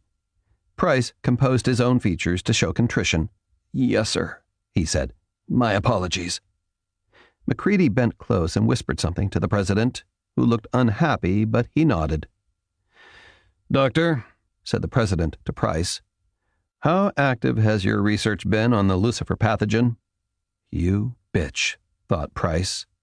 Aloud, he said, We, have continued to study it in order to prepare a response protocol in the event of the weapon being deployed as, it currently has been. What is the status on that research? Price licked his lips. We have developed several advanced strains of the pathogen. And where are you with response protocols? Again, Price tried not to look at Scott Blair. We've made some progress. He leaned slightly on the word some. Describe that progress, Doctor, ordered the president. Sir, before I do, I need to explain what Lucifer is. It's more than just a weaponized disease. Lucifer was built using select combinations of disease pathogens and parasites. Those parasites have undergone extensive transgenic modification. Toxoplasma gondii is a key element, as is the larva of the green jewel wasp. The toxoplasma is a key element in artificially induced schizophrenia, a disease that heightens fear and increased psychological distress. This is the keystone of the uncontrollable aggression of the infected. Their brains have, to put it in layman's terms, been rewired to react as if they are constantly under attack. This triggers our most basic survival instincts, feeding each infected a modified cocktail of adrenaline, dopamine, and other elements. At the same time, the genetically modified lancet flukes Dicrocoelium dendriticum and Euhaplorchus californiensis combine to regulate that aggressive response behavior into a predictable pattern, specifically a pattern that includes seeking uninfected prey, attacking it, and infecting it. Remember, sir, this was developed by Soviet scientists during the Cold War as a self-cleaning weapon. Once introduced to, say, a base or station, the disease would spread like wildfire, and ultimately there would be no uninfected survivors. The infected would be unable to manage any organized defense, even to the point of being unable to aim and fire a gun. An armed infiltration team could then enter the base and eliminate the infected, and thereafter secure any physical assets like computers, equipment, and so on. The president nodded. If there's more, Doctor, let's hear it. The central element of the entire Lucifer program was the transgenically rebuilt green jewel wasp, a parasite that normally targets cockroaches. The wasp's venom blocks the neurotransmitter octopamine in the target, and from that point on, all movements of the host are controlled by the imperative biological needs of the wasp. Those needs are, of course, reproduction. With the combination of the toxoplasma, the wasp, and the flukes, the host has essentially become an organic robot whose sole operational software requires that it attack, bite, feed, and then seek other prey. The president looked sick, but his mouth was a hard, flat line. About the feeding, he said, his voice thicker than it had been. Field reports indicate that the infected stop feeding on their victims after a while. Why don't they consume the entire body? They can't and won't, said Price. That's a design requirement. If the infected lingered to consume their victims, there would be no new vectors, and it would stall the overall rate of infection. Mind you, they do need to feed, but only for the raw protein to feed the parasites as they spread throughout the bloodstream and infuse the mucous membranes. The hyper-accelerated life cycle of the parasites expends a great deal of energy. They need fresh protein to make more larvae so that every single drop of saliva is crammed with millions of eggs ready to hatch. But of equal importance to the infected is the need to spread the disease. That far outweighs their need to continue feeding. McCready spoke aloud for the first time. "If I may, Mr. President." "Dr. Price," she said, "what triggers the host to stop feeding on their victims? What's the biological off switch? We're hoping that there may be something there we can use as a prophylactic measure." Price shook his head in grudging approval of the question. "It's partly a reaction to nerve conduction, but it's mostly triggered by blood pressure.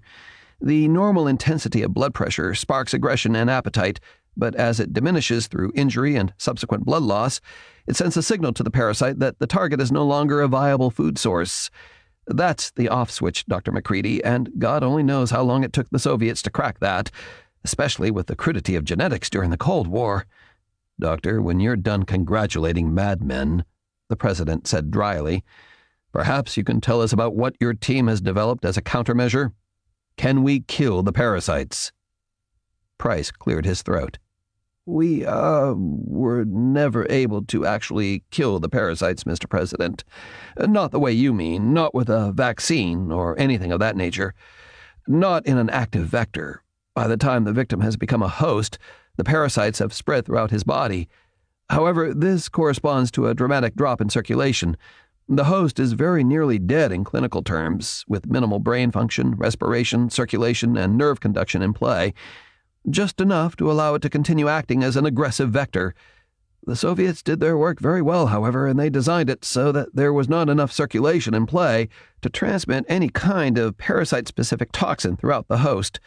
Only destruction of the host stops it, and by that I mean either isolation long enough for the larvae to die off, say 5-6 weeks, or more practically, incineration of all infected tissues." The president closed his eyes for a moment. "Dear God," he murmured.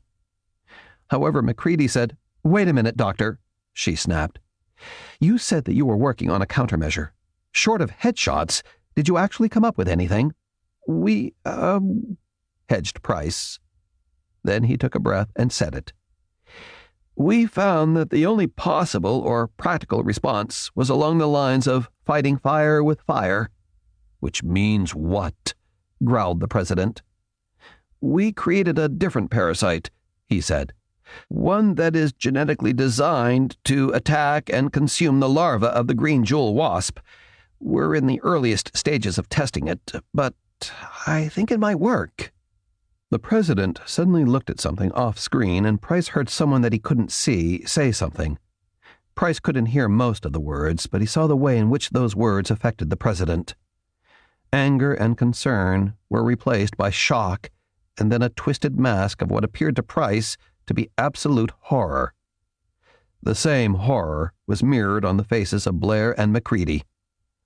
"Oh, my God," breathed McCready as she covered her mouth with her hands. Panic flared in the eyes of Scott Blair. The two words Price did hear hit him like punches to the face. Quarantine failed.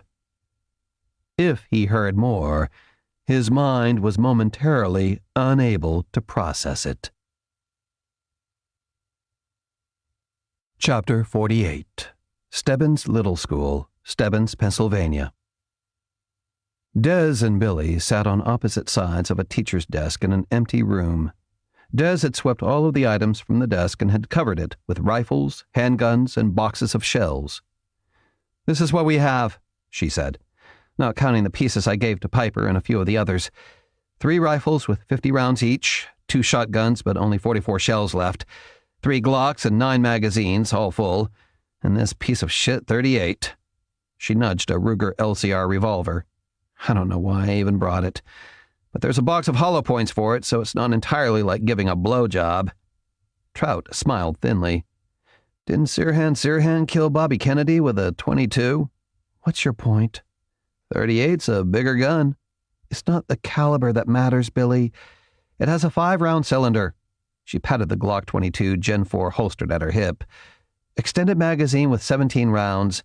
Which would you rather have if the shit comes down again?" "I can't hit a barn with a baseball, Des, so I'm not sure it would matter." Des leaned across the desk and pushed one of the shotguns toward him. It's Korean, but don't hold that against it. Daewoo USAS-12, gas-operated with selective fire. Very nice in close combat situations, which is pretty much the definition of life as we know it. I have a 10-round detachable box magazine or a 20-round drum magazine. Take your pick. Fires 12 gauge. He hefted it and winced. Shit, this thing is heavy. 13 pounds fully loaded, she said. Don't be a pussy. I have a bad back. Really? I thought maybe you had menstrual cramps. Does. She grinned at him, and it was the first time he'd seen an unguarded smile on her face in a long time. I'm just messing with you. He grinned back. Des picked up a pistol that didn't look like it could fire anything. There was no barrel. What's that, a taser? Close. Nova SP5, 5-shot stun gun. Bulky. Yeah, she agreed, and she affixed the holster to her belt. What's the point? I thought only headshots bring them down.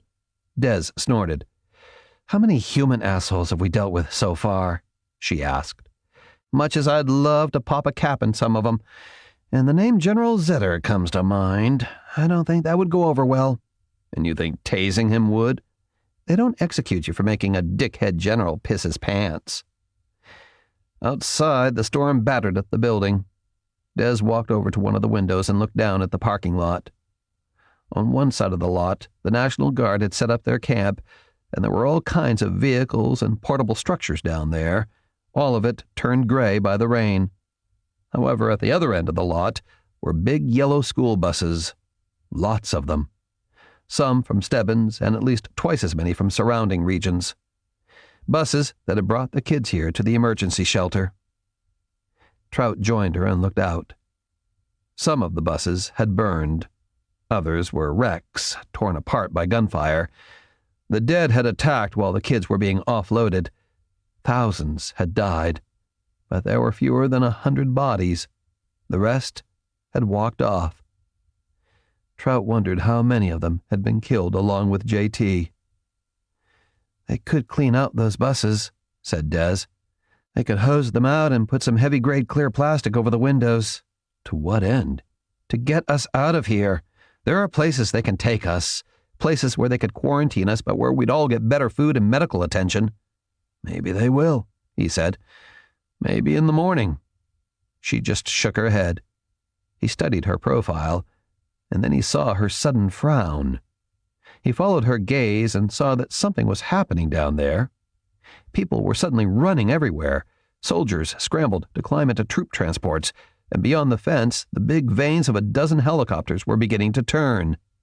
What is it? Are they coming for us? No, said Des. I think this is something else.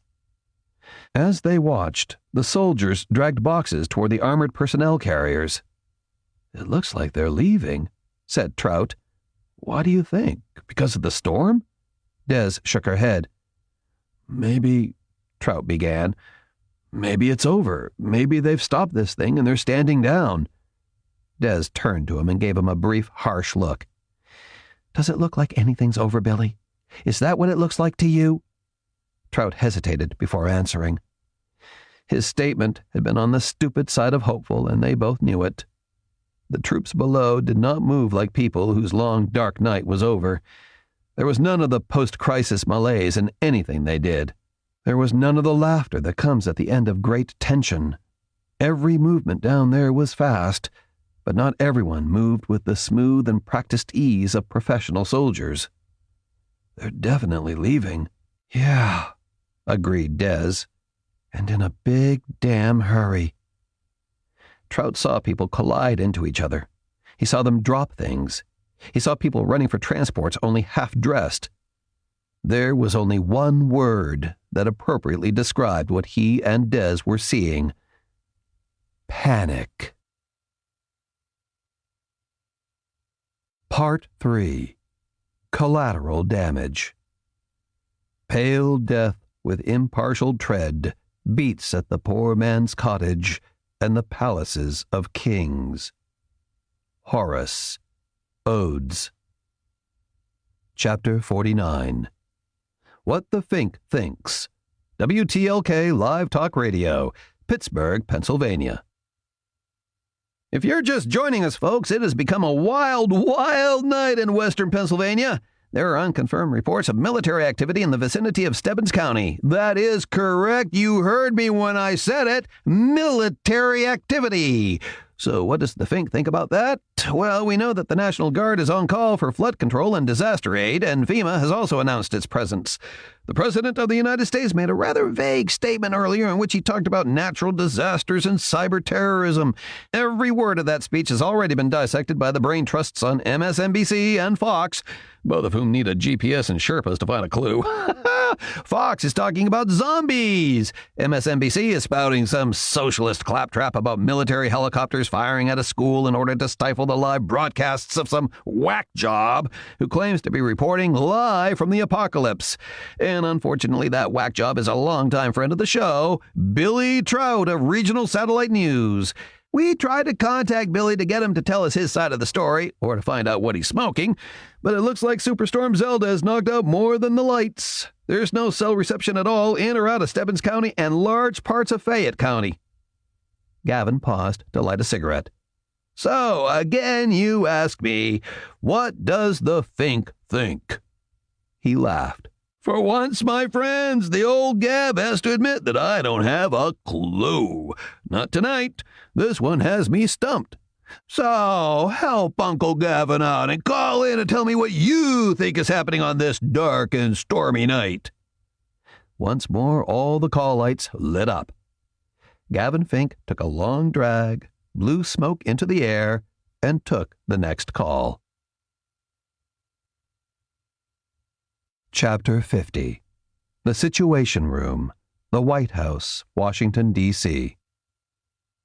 How bad is it?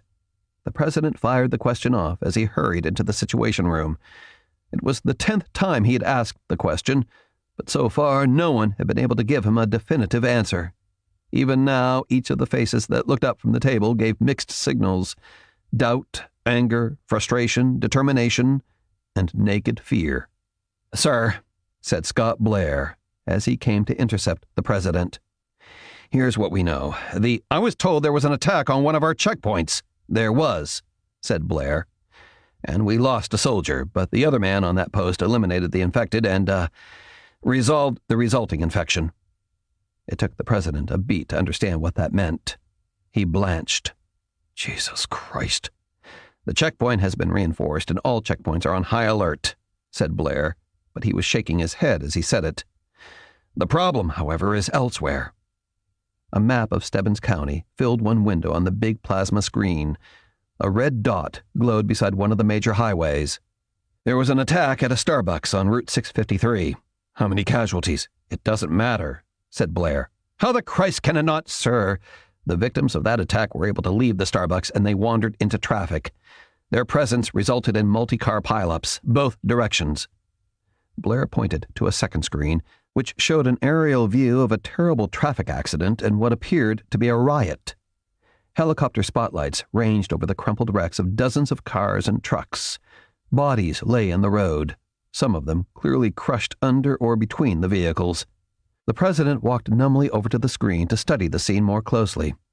The pileups completely blocked the highway in both directions, and even spilled over into the Starbucks parking lot, which was positioned on a wide spot in the median. Behind the roadblocks, lines of cars stretched for miles in bumper-to-bumper traffic, headlights on, windshield wipers slashing back and forth, and everywhere, running between the cars, crawling over the wrecks, moving along the lines of stopped cars, filling the median, were people, fighting, struggling, rolling over and over in the mud or on the slick streets, punching and kicking, biting. The president tried to say something. His mouth worked, but there was no breath in his lungs, no air in the room, no words. General Zetter's voice croaked from the speakers. Mr. President, my God, Mr. President, permission to engage, permission to engage. He said it over and over again, as on the screen hundreds, no, thousands of people fought and screamed and died and came back to kill, to eat, to... Scott Blair touched the president's arm, lightly, almost gently, a gesture of pleading. "Mr. President," he said in a ragged whisper, "give the order." The president looked at him with eyes that were filled with so much confusion that it was clear the man teetered on the edge of collapse. "Mr. President, please." "Congress," muttered the president. "I need to inform them. I need approval for this. I can't. I can't. The nation—" "There isn't time, Mr. President. If we don't act now, there won't be a nation to save." The president's staring eyes blinked again, and then suddenly filled with a measure of understanding. "Do it," he whispered. It was the loudest sound in the room. Blair wheeled around. "General Zetter, the president has authorized you to go weapons hot. Engage the enemy with all resources."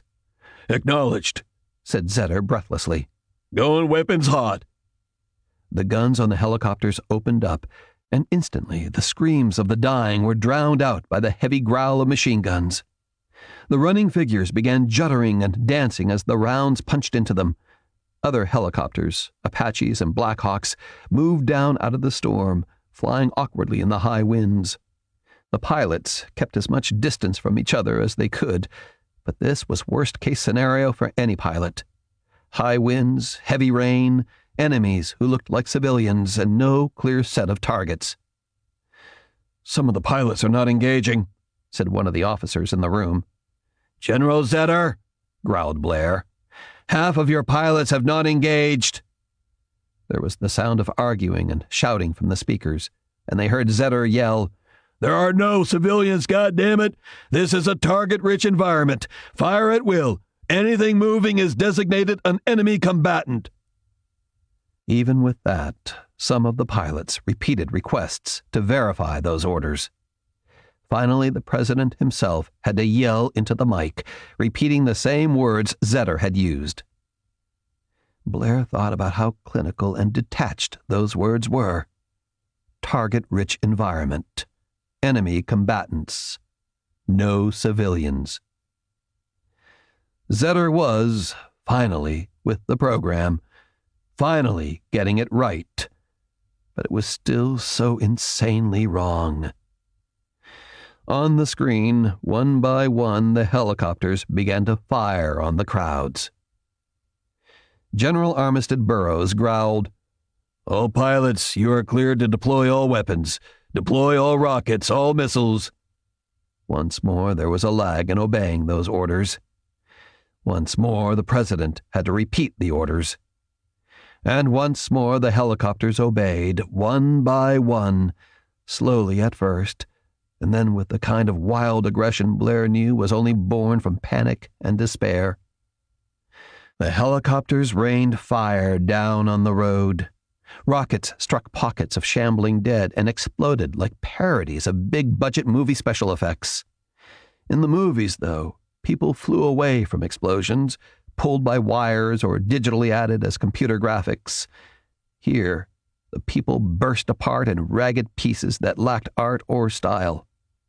And though real explosions are always less dynamic than movie special effects, they were far more horrible in their understated destruction.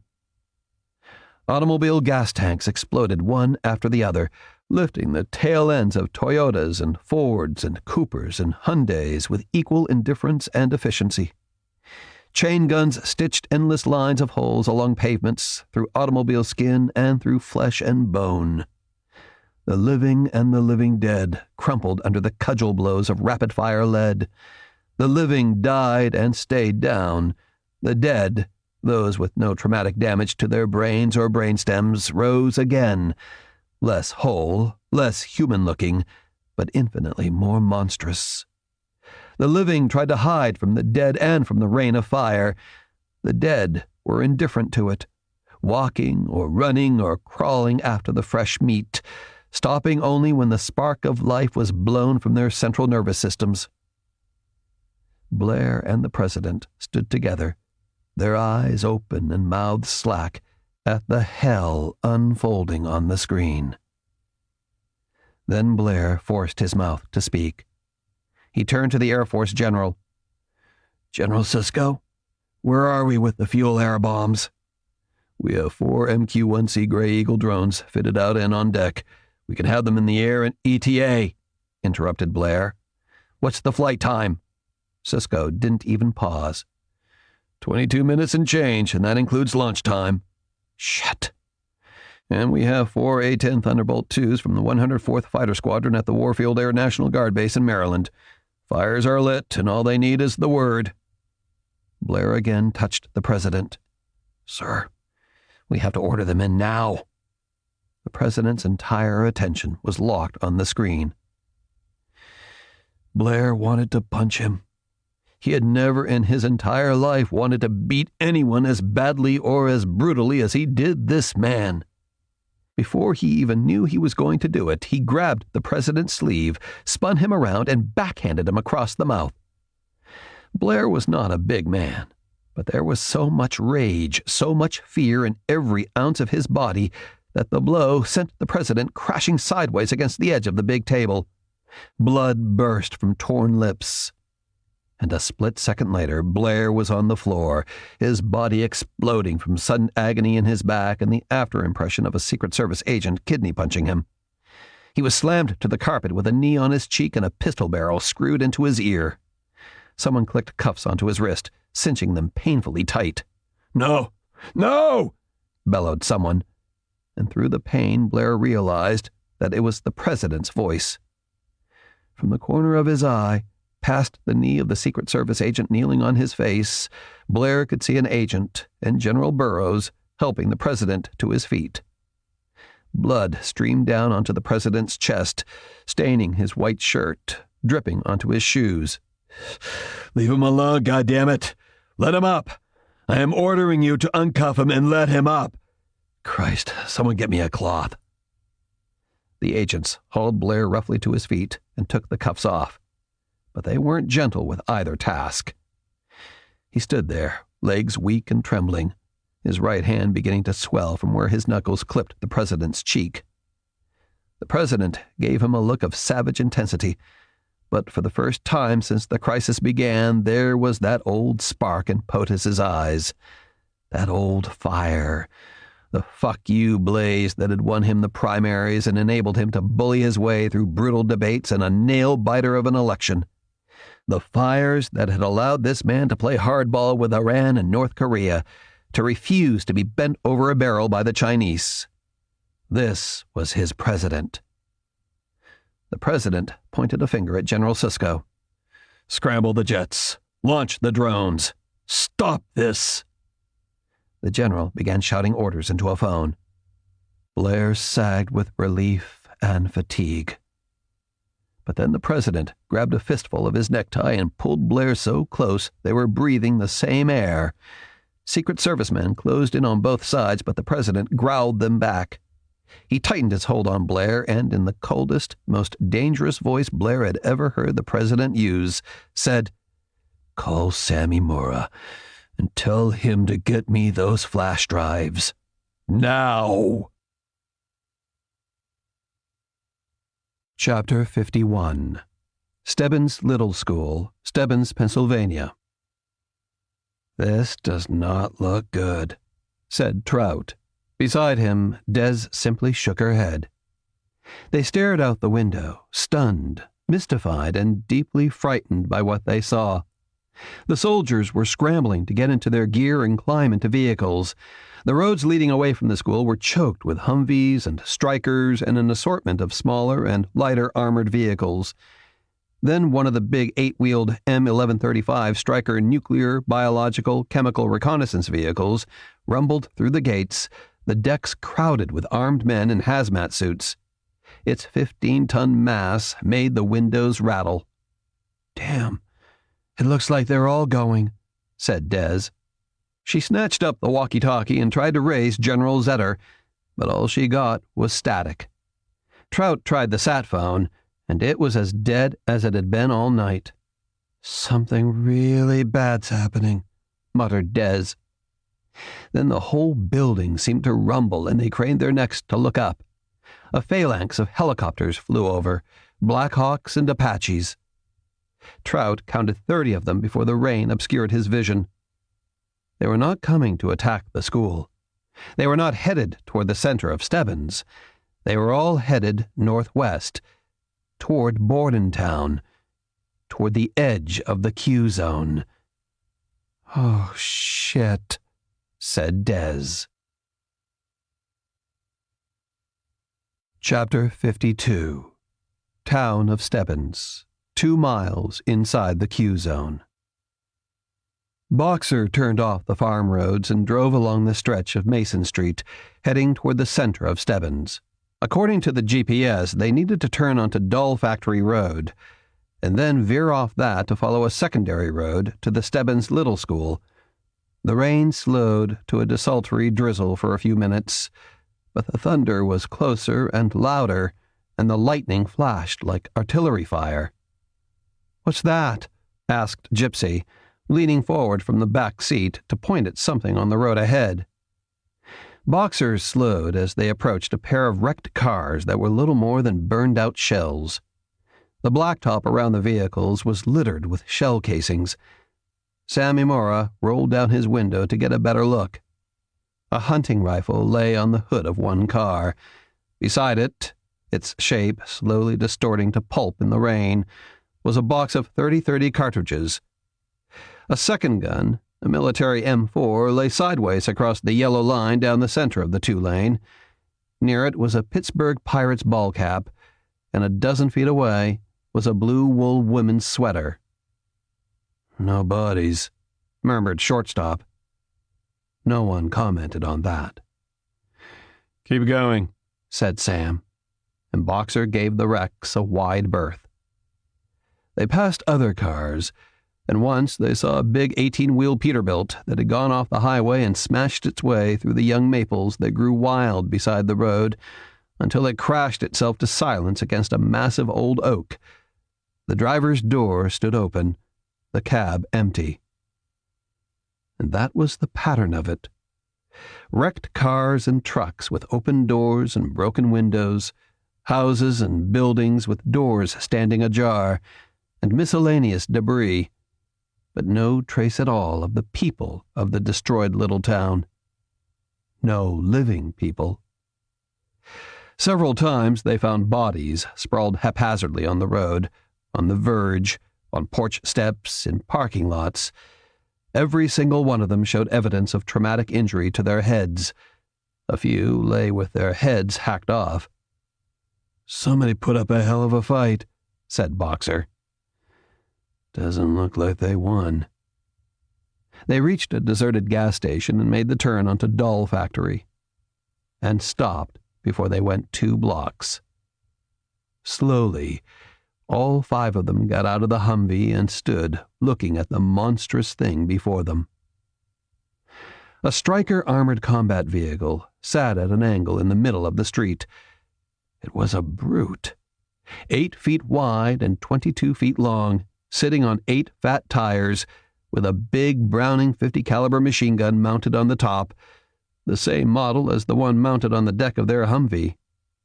Thousands of empty brass shell casings littered the top of the vehicle, and their curved sides peeked out from puddles. At least 300 bodies clogged the street, many of them civilians, but there were uniforms of local and state police, and even some soldiers. Dead. All dead. Sam had seen the Browning in action, had fired one himself. He could easily, too easily, visualize the moment of slaughter as the living dead shambled into the storm of lead. But what puzzled Sam was how the soldiers lost this fight. The Stryker was abandoned here in the rain, the gun silent. How many of the dead had the guardsmen faced? Had it been overwhelming odds? Had they run out of ammunition?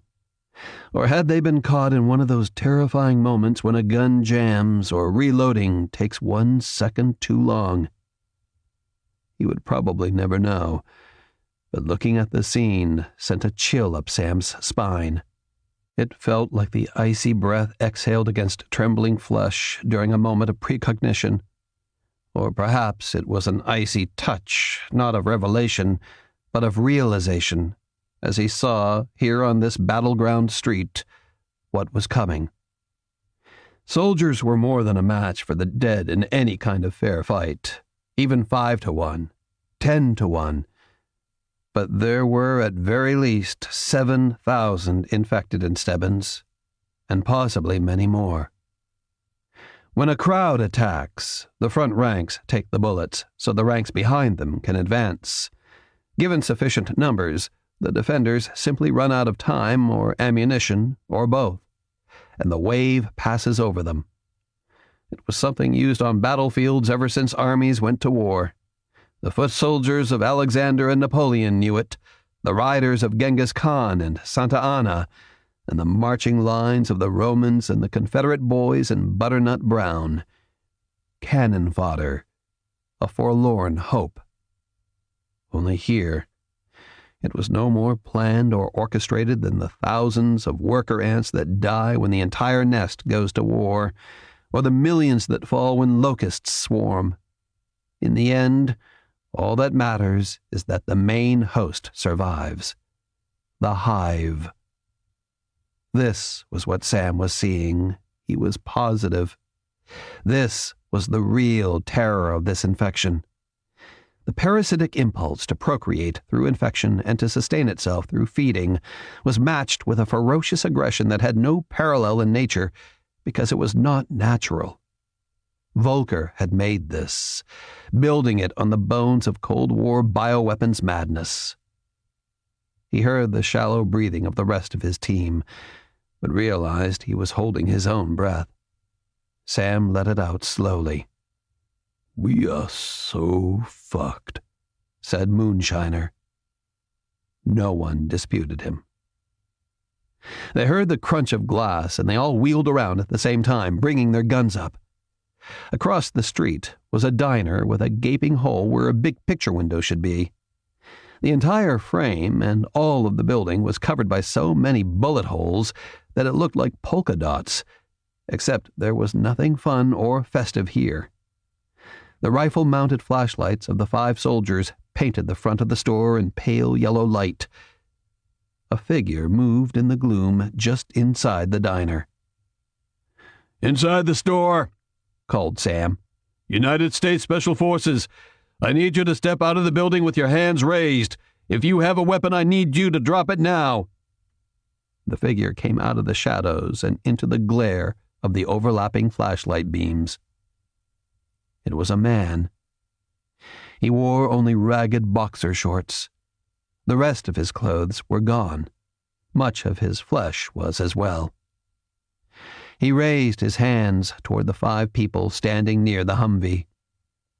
It tried to moan, but there was not enough of its face left for that.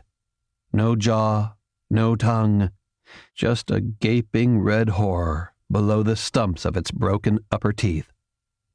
"I got this," said Shortstop, and he fired a single round, the report crisp in the wet air.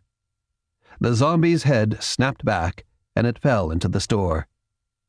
But then it seemed to hover there, not quite hitting the ground, and for a bizarre moment Sam thought that it was somehow fighting for its balance, even though it was bent so far backward.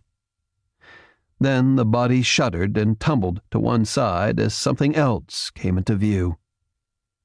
Another of the infected. This one was crawling, and its humped body was what kept the first one from hitting the floor. The dead thing's face was smeared with red, and its mouth still worked, still chewed on some piece of something that dangled from between its lips. The creature looked at them and bared its teeth. Sam heard Boxer gag. Not because of the horrible thing on the floor or what it was clearly eating. He gagged because the zombie was dressed in the woodland camouflage of the Pennsylvania National Guard. It was a soldier. Behind it, other shapes moved in the gloom of the diner, and these figures sent up the moan that the first zombie could not, a haunting, wretched cry for something to staunch the dreadful hungers that drove them. They began moving through the shattered window frame. So many of them. So many soldiers among them. Their battle dress uniforms torn, helmets lost or askew, bodies opened by teeth and nails, souls lost, eyes vacant. Black blood dribbled from their mouths. "Oh, fuck me," breathed Boxer. "Fuck me, fuck me."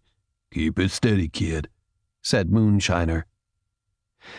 The scuff of a clumsy foot made them turn, and they saw more of the infected coming out of the open doors of the bank, the feed store, the craft shop, and the county assessor's office. 50 at least. "I thought General Zetter said they had this shit under control," growled Gypsy. "Fuck me," said Boxer. "This is some evil shit right here," agreed Moonshiner. "Stand and fight, boss? Although I'm really okay with hauling ass," said Shortstop. But for once, even his pragmatic cool seemed to be crumbling away. "There's so many of them," said Boxer. And as he said it, more of them rounded the corner of the next block. There were children mixed in with the adults, their faces and limbs turned worm white from blood loss, mouths black as bottomless holes. All of them torn, all of them ragged. That's how it stuck in Sam's mind, and somehow he knew that's how it would always be. The ragged people. As if they were all members of some secret fraternity, bound together in death, or from some far country where the sun never shines, and all there will ever be is the hunger. "Boss," urged Gypsy. "No," said Sam, turning. "Everyone back in the Hummer. This isn't what they sent us to do." They held their weapons out and ready as they climbed in. The Humvee was armor-plated and had reinforced glass windows, but Sam did not feel even a little safe as he shot the lock on his door. He knew the others didn't either. "Get us out of here, Boxer," he said with a calm he did not feel. But the younger soldier was already putting the car in gear. He backed up and circled the striker, then stamped on the brakes as more of the pale figures moved through the downpour. "Shit!" he said, and spun the wheel. "This is turning into a crowd scene," said Moonshiner. Despite everything he knew about the situation and everything they had done so far this night, Sam hated the idea of opening fire on these ragged people. It felt like abuse to him, like bullying. But there were so damn many of them. "The flash drives," he told himself. "Get the flash drives, or this is the whole world." All he had to say aloud was, "Shortstop." The man rolled open the top hatch of the Humvee and stood up into the fierce rain. He whipped the cover off the big Browning, yanked the bolt back, and began firing. The heavy bullets tore into a knot of zombies, knocking them backward with massive foot-pounds of impact, bursting apart joints, ripping loose connective tissue, splashing the striker and the other infected with black blood. 4 of the creatures went down. Then another 5. "Go, go, go!" yelled Sam, and Boxer hit the gas again. The Humvee rolled over the fallen infected, heavy tires crunching bones. Shortstop pivoted and fired at the zombies closing in on the right. 20 of them. "Stop Sunday driving!" he bellowed. "Move this fucking thing!" The Humvee kept rolling forward, but it was difficult to climb over the human debris while avoiding all of the wrecked and abandoned cars. The dead began closing like a fist around the vehicle. "Little help up here," called Shortstop. "This shit's getting weird." "Windows," ordered Sam. and except for Boxer, the others lowered their windows and stuck gun barrels into the rain. A moment later, the inside of the truck was filled with ear-splitting thunder. Shell casings hit the ceiling and bounced off each other and stung like wasps where they hit bare flesh. "Shortstop!" roared Sam. "Grenade!" Shortstop stopped firing, plucked a green ball from his rig, and pulled the pin. "Frag out!" he cried, as he flung it into the midst of the dead closing on the front of the Humvee. He ducked down a split second before the grenade exploded. Everything in the blast radius was torn to ragged pieces, and at the edges of the blast, the concussion knocked the zombies off balance, leaving a rough opening that was clouded with blood-red mist. Sam punched Boxer on the shoulder. "Punch it!" Boxer gave it all the gas it would take, and the Humvee leapt forward, smashing through the crippled dead, crushing others. Behind him, the main mass of the infected closed like the waters of the Red Sea. They collided with one another in their desperate race to get to the living flesh. Gypsy and Moonshiner leaned out of the windows and fired back at them, shooting at legs to shatter thigh bones and drop the pursuers into the path of the rest of them. Shortstop climbed back up and turned the Browning in a circle, not needing to aim. There were targets everywhere. The Humvee shot through the bloody opening, and there was clear street beyond it. Boxer kept his foot on the pedal all the way down to the floor, and with every second the horde of the dead dropped behind. One by one the guns stopped firing, and after a full minute, Sam touched Boxer on the shoulder. "Okay, kid, ease it down." Boxer dropped the speed from 70 to 50 to 40 and kept it there. They passed other zombies, but by the time the infected could turn and target them, the Humvee was past. No one fired at them. Everyone sagged back, exhaling balls of burning air, their hands trembling with adrenaline and shock. "Reload," snapped Sam. "Do it now." They did it, and the orderliness of that action helped steady each of them, not completely, but enough so they could reclaim themselves, enough so they could dare look in each other's eyes. They drove on, no one speaking. There was nothing that needed to be said. Then a soft purring buzz broke the silence, and Sam lunged for his satellite phone.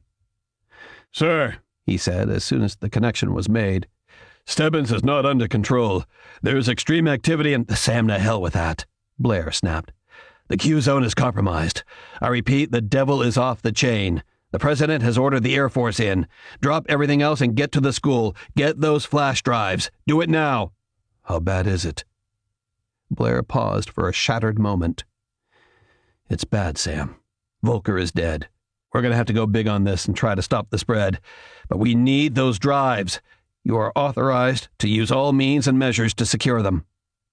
Sam felt his throat tighten. "Understood, sir," he said. But the line was already dead. The members of the Boy Scouts exchanged looks. Then Boxer kicked down on the gas. The tires spun on the wet ground until smoke curled up behind the Humvee, and then they were rolling fast, gaining speed, heading toward the Stebbins Little School. Chapter 53. The Situation Room, the White House, Washington, D.C. The president was surrounded by ghouls. Every face of every person at the table looked like a death mask, pale, devoid of hope, sunken and hollow-eyed. On the screens, the glowing icons that represented the jets were streaking toward Bordentown. Other dots indicated the movement of General Zetter's National Guard forces and the reinforcements that had been ordered in to help hold the quarantine line. With that line broken, the troops were being deployed in a wide circle around the Starbucks. The president took a long drink of water, but it did nothing to soothe his dry, raw throat. He set the glass down with a clunk that seemed absurdly loud in a room that was unusually quiet. "What are our options?"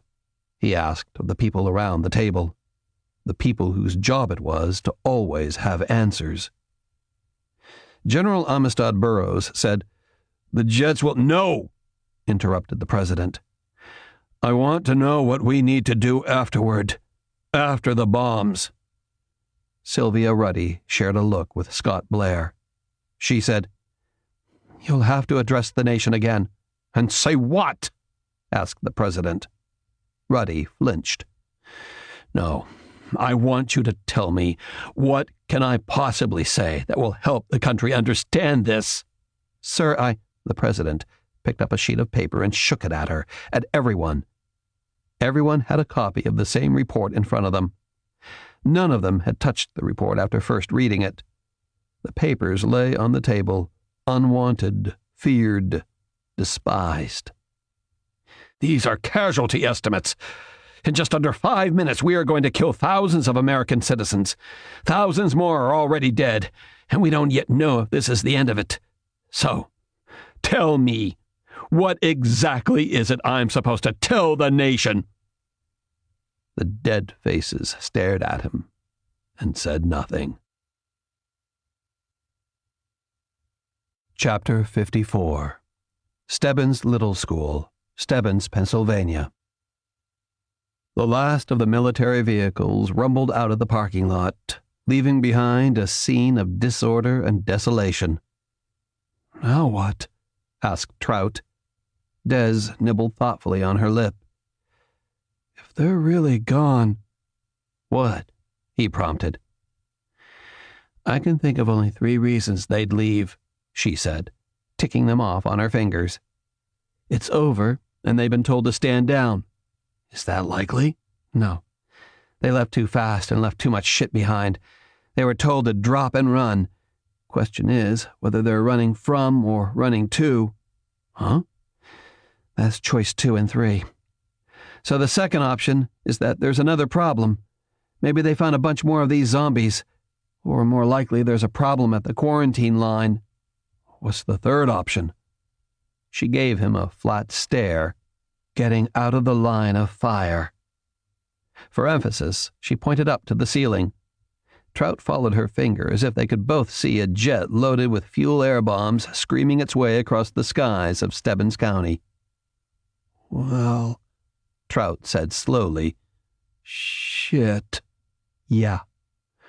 "But the flash drives, they want those. They won't blow us up if they think we have them." "Sure. Unless they found Dr. Volker. In which case, when this is over, you are going to be one inconvenient motherfucker, Billy. Same goes for me and anyone you may have talked to in here, which is everyone." Even after everything that happened, Trout was aghast at the thought of such cold-blooded murder. He kept shaking his head, but he wasn't sure he actually disagreed. "We have a window, Billy," said Des as she turned, hurried to the desk, and began shoving the guns and ammunition back into the duffel bag. "We need to get the fuck out of here while there's still a here to get out of." "What are you doing?" asked Trout. She nodded to the windows. "Neither of us believe this is over, right? Not with the way they left. And maybe they're not going to bomb us. But where does that leave us?" "In a nice, safe building that we're reinforcing," he said, "with lots of food and supplies. For a week, Billy. Now think it through. If this is as big a disaster as Zetter said, as big as what Volker told you, then are you telling me that we might only be stuck here for a week?" "No, but they said they'd airdrop supplies to us." "You want me to punch some stupid off of you?" He rubbed his chest. "No thanks. What am I missing? If the guard had to run out of here like their dicks were on fire, then this thing is spreading, which also means that there are so many of those dead fuckers out there that they had to take everyone, including the cook. Does that sound like anything's under control?" "No," he admitted sheepishly. "No," she agreed. "It sounds like big trouble. So, go big picture for a minute. Pull back and look at it. If you're General Zetter and things are going to shit, do you give a crap about, as I said, inconvenient people trapped in a school, or do you go fight the fight?" "You go fight the fight." "Right. Now, look at it from where we stand. Sure, we have a secure building, and yes, I think we could hold it against 1,000,000 of those things. Exactly, until we run out of bullets and bread. Until there's no more gas for the generator, no more fresh water, and no more cans of Spam. Tell me, Billy, what happens then? And before you say something stupid like, but they'll come for us by then, take a moment and think about how long people waited after Katrina. Weeks in some cases. And that was without a bunch of dead sons of bitches trying to eat everyone. Trout used her words as a lens to stare into the future, and the things he saw were ugly and wrong. Jesus, he murmured. We've got our window. No one's watching us, and for the moment, no living dead assholes are trying to bite us. I say we load all our supplies and all of us into those buses. We have more than enough of them. We load up and we get the hell out of Dodge. And go where? She shrugged. Pittsburgh's nice this time of year. So's Harrisburg. So's Philly. Then she paused. Actually, if things are really hitting the fan, there's Sapphire Distributors in Fayette. What's that? Des smiled. A food distribution warehouse. Big-ass brick building. No windows on the ground floor, truck bays where we can back up the buses, its own generator with probably a lot more fuel than we have here, plus enough food to replenish a dozen full supermarkets. We could survive there for months. How do you know about it? Dez's eyes slid away for a moment, and she focused on packing the bag. Des? I, dated a guy who works there, head of security. Who? Do I know him? Maybe. Who, Des? It doesn't matter, damn it.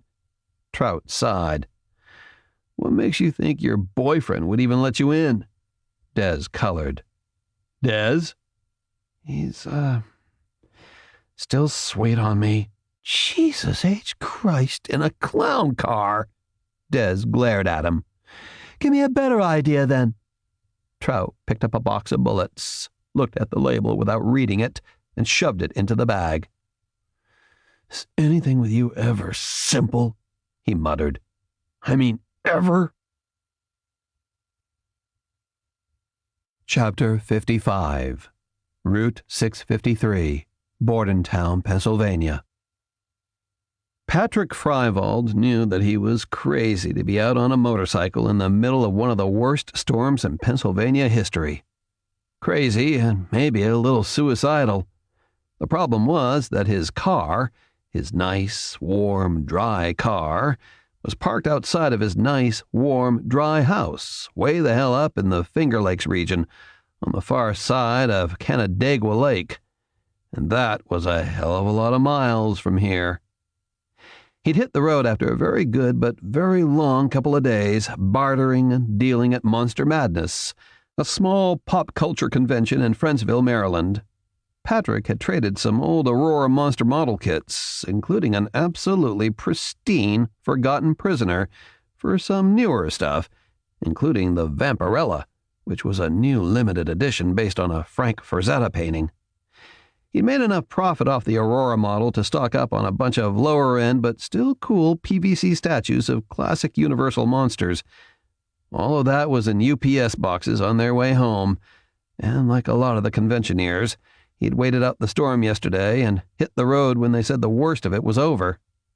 The weatherman was dead wrong. Big surprise. He'd barely hit the Pennsylvania state line before the rains started again. Not the sluggish end of the storm showers, but a real downpour. So bad a lot of cars were pulling off the road. Good for them. They could sit there and listen to Howard Stern on Sirius and stay dry. Can't do that on a hog. Outrunning the storm wasn't going to happen. Patrick could tell that much without having to listen to the news. There was lightning so thick and frequent, it looked like a neon forest stretched all the way to the horizon. To every horizon. Going back was for shit, too. His only real option was to motor through until he hit the first town with a cheap motel. With a storm like this, even a roach motel would be good. If it got any heavier, a barn out here in the sticks would be just fine.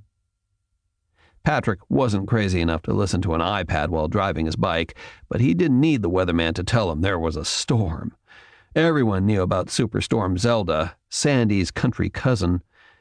As the miles fell away, though, he began wishing he could hear a traffic report. Ahead of him, he could see the double rows of red taillights thickening from a sparse few into tightly packed lines that vanished into the distant rainy darkness. Road speed, already down to 40 because of the rain, was slowing more and more until he was barely making enough headway to balance his bike. "Shit," he muttered, as the line of cars finally ground to a complete stop. Right out in the big dark, smack dab in the middle of nowhere. The last sign he remembered seeing was for a 24-hour Starbucks in some place called Bordentown. He'd never heard of the town, and at that moment didn't give a crap if it was a nice tourist spot or not. A coffee shop open all night was like a gift from God. He roll-walked his Italian motorcycle out of his lane and saw that the shoulder was clear ahead. He gunned the bike and began moving again. The winds tried to knock him sideways into the line of stalled cars, but Patrick leaned forward to cut the resistance and kept moving. He cut quick looks at the people in the cars. Some of them ignored him. Some flipped him off for doing what they hadn't yet dared. The first thing that troubled Patrick was the sudden roar of a helicopter overhead. With the helmet and the roar of the Moto Guzzi's burly engine, he couldn't hear most sounds, but this was a roar, and he risked a look up as a big damn chopper flew right above him. It was huge. One of those bulky military machines with stubby wings laden with what looked like missiles. Missiles? He was so surprised that he almost rear-ended a Civic that cut onto the shoulder right in front of him. The chopper moved slowly above him, heading farther up the road. The rotor wash took the rain and wind and churned them into a fresh and more intense miniature storm. Patrick had to really fight to keep from having those winds knock him down. The second thing that bothered Patrick was how low the chopper was flying. It could not have been more than 100 feet above the tops of the cars. Patrick had never even seen a news helicopter fly that low, especially in winds like this. That's when Patrick saw beams of light sweeping down from the storm clouds. Massive, bright searchlights, intensely bright, but for a moment they did not appear to belong to anything. It was like a scene from that old movie, Close Encounters, and for a brief, irrational moment, Patrick thought that's what he was seeing. UFOs. Aliens. Then the helicopter above him switched on its light, and Patrick understood. The stormy sky was filled with helicopters. No, that wasn't exactly right. The sky was filled with military helicopters. Chapter 56. Route 653, Bordentown, Pennsylvania. Goat Weinman was pretty sure he was dead. So why was he moving? He tried to open his eyes, but either the world was totally without light, or he was blind. Am I dead? He wondered. Panic detonated in his mind as everything Volker had said about the Lucifer pathogen came sweeping back. When a person is infected, the physical body dies, but the mind, the consciousness, lingers, trapped inside hijacked flesh, floating, observing, able to see and feel, connected to every nerve ending, but totally unable to do anything. Trapped. Was that what was happening? Was his body now oh God, he cried out. I'm one of them. Please, God, no, no. Then a voice said, wake the fuck up. That was immediately followed by a hard slap across his face, and Goat felt himself reeling and then slamming into something hard. Metal. He began to fall and thrust his hands out to stop himself. He thrust his hands. He did it. Not some parasitic impulse over which he had no control. Goat grabbed onto what had to be the fender of a car, and he crouched there, sore, his face stinging, terror and doubt screaming at each other in his head. He could feel his hands on the wet metal of the car. He flexed his fingers, and they obeyed. He wasn't dead. He wasn't one of them. Then he felt the wetness on his face. Not the rain. Something heavier, thicker, on his forehead, in his eyes. Suddenly he was pawing at his eyes, and immediately there was faint light. Bad light, but there. He wasn't blind after all. Not blind or dead. There was something in his eyes. He tilted his face to the rain and rubbed at his eyes until he could see. There was something black on his fingers. Until the lightning flashed, and then he saw that his black fingers were red. Slick, glistening red. It was blood.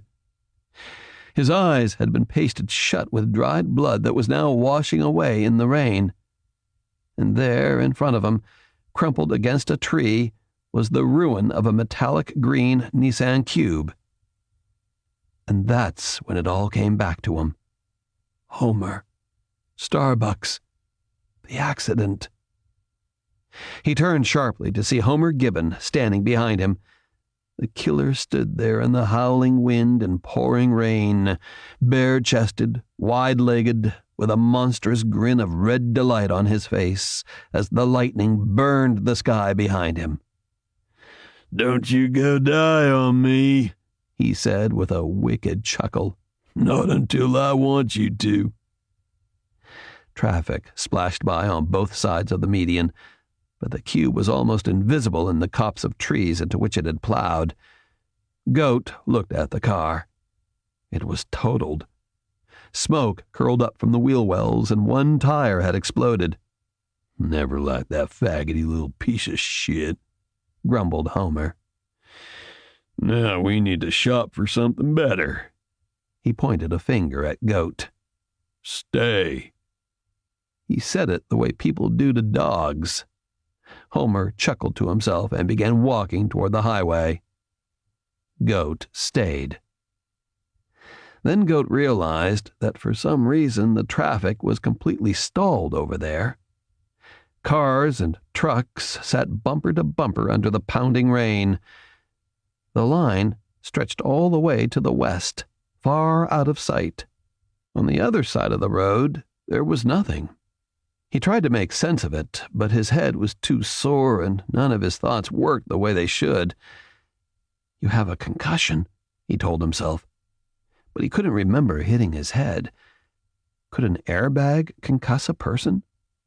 He thought he should know the answer to that, but couldn't find it in the messy closets of his brain. Homer was almost to the line of stalled cars now. "Run, jackass!" Goat tried to run. He had that much pride, that much clarity of thought left. But when he took his first step toward the opposite side of the highway, his left leg buckled, and he went down hard into the mud. Like an old tape player slowly catching up to speed, Goat's mind replayed the events of the crash.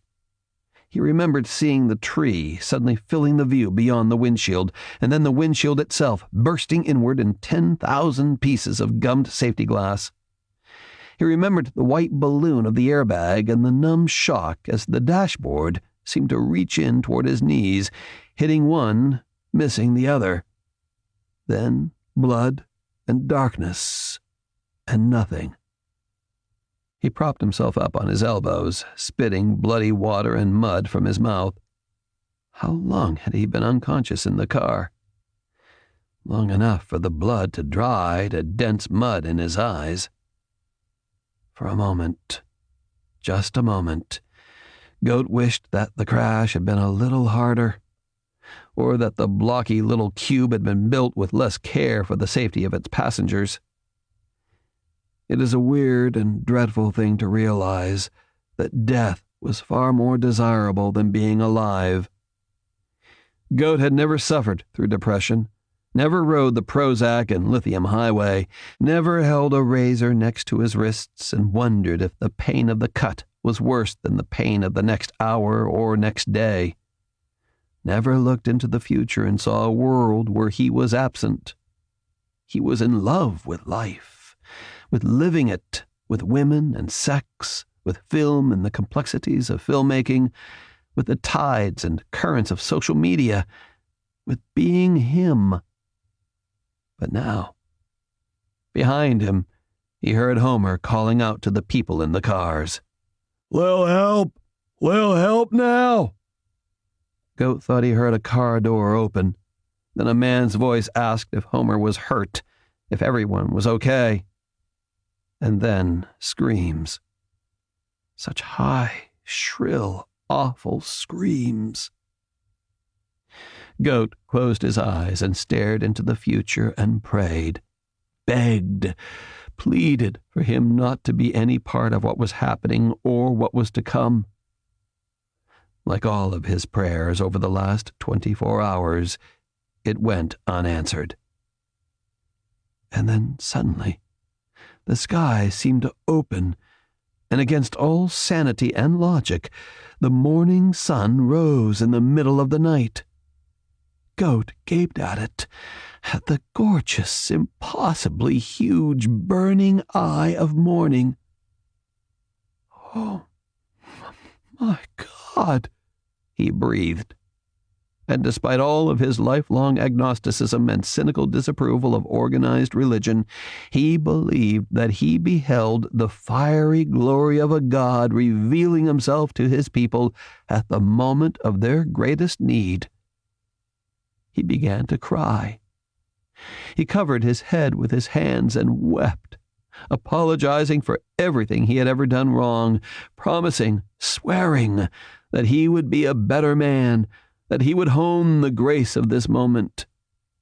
A part of his bruised mind could hear the shrill, hysterical note in his voice, but he didn't care. He was saved. This is what people believed would happen. In the dark night of the soul, at the end of all hope. The night became brighter and brighter, and Goat looked up, truly expecting to see angels with fiery swords, believing it in that moment. A second sun rose above the horizon, and a third. Goat said, "Oh my God," again. It meant something entirely different now. This was not the rising of the sun any more than it was the shield of God's protection to keep harm from his children. They were fireballs rising from over the darkened hills. "What?" Goat asked the fire and the night, and perhaps God. His answer came in the form of a streak of light that arced across the sky and vanished behind the hill. Another ball of fire rose up, veined with red and black, expanding as it fought its way upward against the rain. Goat turned, following the back trail of the streak, and saw something massive and powerful tearing through the sky. "God," he said once more, but it wasn't what he meant. The A-10 Thunderbolt II screamed through the storm above him. Others flew in a wide formation, and they, too, spoke in voices of fire and thunder. Goat's brain, concussed and confused, now understood the difference between heaven come to earth and hell on earth. Chapter 57. Route 653, Bordentown, Pennsylvania. Patrick Freiwald slowed his bike, suddenly unsure of how badly he needed to get to Starbucks and get out of the rain. The sky was filled with dozens of helicopters. Their searchlights cut back and forth to illuminate something on the far side of the hill, 300 yards ahead. And all around the helicopters there were smaller flashes as the beams struck illusionary sparks from the falling rain. As he slowed and the roar of his motorcycle eased down, he could hear sounds from up ahead. The heavy beat of rotors, the blare of horns, and something else. Something staccato and deep. For a moment, Patrick thought it was the bass rhythm of some techno music played at incredible volume, or a drum solo by someone gone totally apeshit. It was neither, and as he slowed to a stop, he heard it much more clearly. And it was at that moment that he realized the flickering lights in the sky were not searchlights reflecting on raindrops. They were muzzle flashes. Above him, there was a sharp hiss, loud as a fire hose, and something streaked over the tops of the cars toward the hill a few thousand yards away. It left a trail of smoke that was quickly torn apart by the rain. Then the whole night turned to day as an immense cloud of yellow and orange light rose up over the hill. The deep-chested boom of an explosion rolled along the blacktop, rocking the cars and knocking Patrick to the side. He nearly crashed his bike, but pushed his weight against it and fought it back upright. And he did that without thought because his mind was numb from what he was seeing. A fireball rose into the air, defying the rains to extinguish it. Patrick said, "Oh, my," but the rest was struck from his mouth as a second explosion sent a competing fireball up into the night, and a third, a fourth. Soon all of the helicopters were firing missiles and rockets and guns. People began getting out of their cars. Despite the rain, despite the insanity of all of this, Patrick could hear them yelling and screaming. There was movement near the top of the hill, and for a moment it looked like roaches boiling out of a sewer drain. Then he realized it was people. Hundreds of people, their clothes dark and shiny with water, running from the helicopter attack, running along the road, moving between the cars, climbing over them, and Patrick stared, not sure of what he was seeing. He raised his visor and peered through the slanting rain. Some of the people seemed to be fighting with each other, wrestling, falling to the ground, bending each other backward over the hoods of cars. "What the fuck?" he said. The tide of violence swept along the row of stalled cars, coming his way, coming fast. He had no idea what was happening. A riot of some kind, people going nuts. Either way, he wanted no part of it. Patrick caught a look across the wide median and for the first time took note that it was empty. And he tried to recall if he had seen a single car come that way since this began. He was sure he hadn't. Not one. What the hell was happening over that hill? The helicopters kept firing. Fireballs raced each other into the air. People were trying to turn their cars, and some of them managed to squeeze out of the press and U-turn on the shoulder.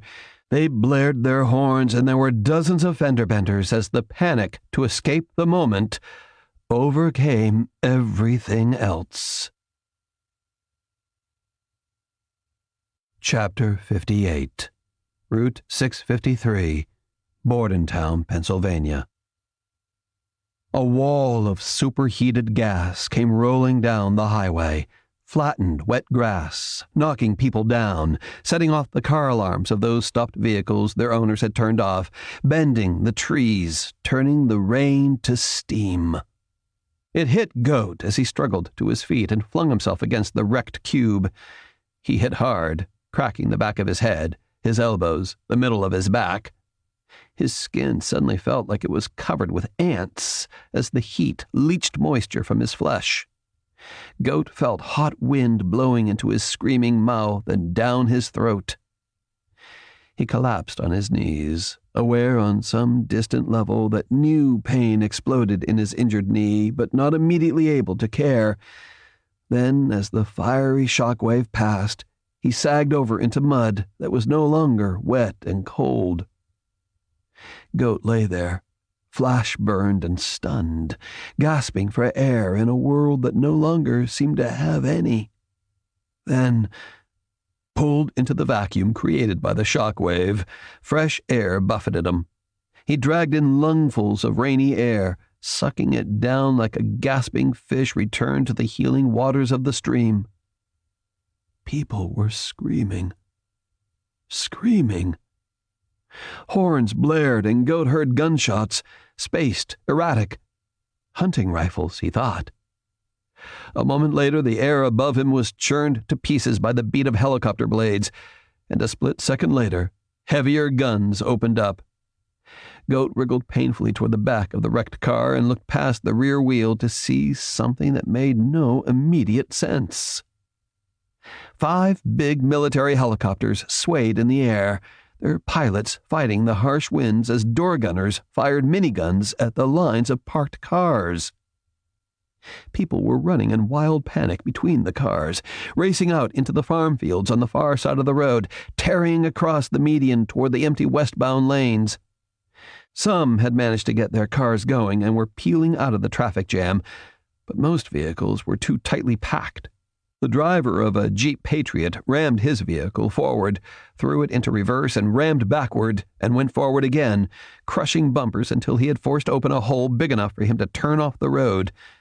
But the car was blind, the headlights smashed, the grille punched in. It limped down the shoulder, but stalled within a dozen yards.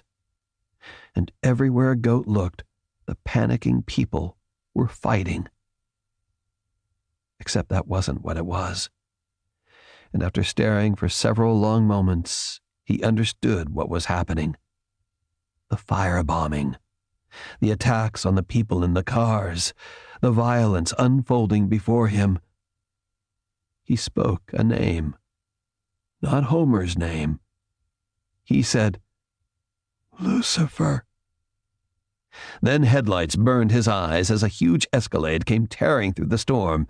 The SUV slewed to a sideways stop, showering Goat with fresh mud and rainwater. The driver's door swung open and a figure climbed out, huge and powerful, but moving stiffly as if every muscle was cramped. Goat said his name now. "Homer?" "The fuck you doing down there, boy?" laughed the killer. His face and chest glistened with bright, fresh blood. "Nap time's over. We gots to go." He jerked open the cube's doors, grabbed Coates' camera bag, laptop, and recorder, put them into the Escalade, then bent and grabbed Goat by the belt and hauled him out of the mud with a huge sucking sound. Homer stood Goat on his feet and gave him a shove toward the passenger door. "Get in." He had to shout to be heard over the continuous machine gun fire and all those screams. Goat obeyed and crawled into the SUV. He even buckled up for safety. Homer staggered around and climbed in behind the wheel, grunting with the effort of bending his body. Goat wanted to believe that the killer's stiffness and pain were the result of the accident, but he knew better. "It's rigor mortis," he whispered in his own thoughts, marveling that something as bizarre as that could be the truth. There was a hiss in the air, and then on the road 3 cars flew up into the air on a fireball.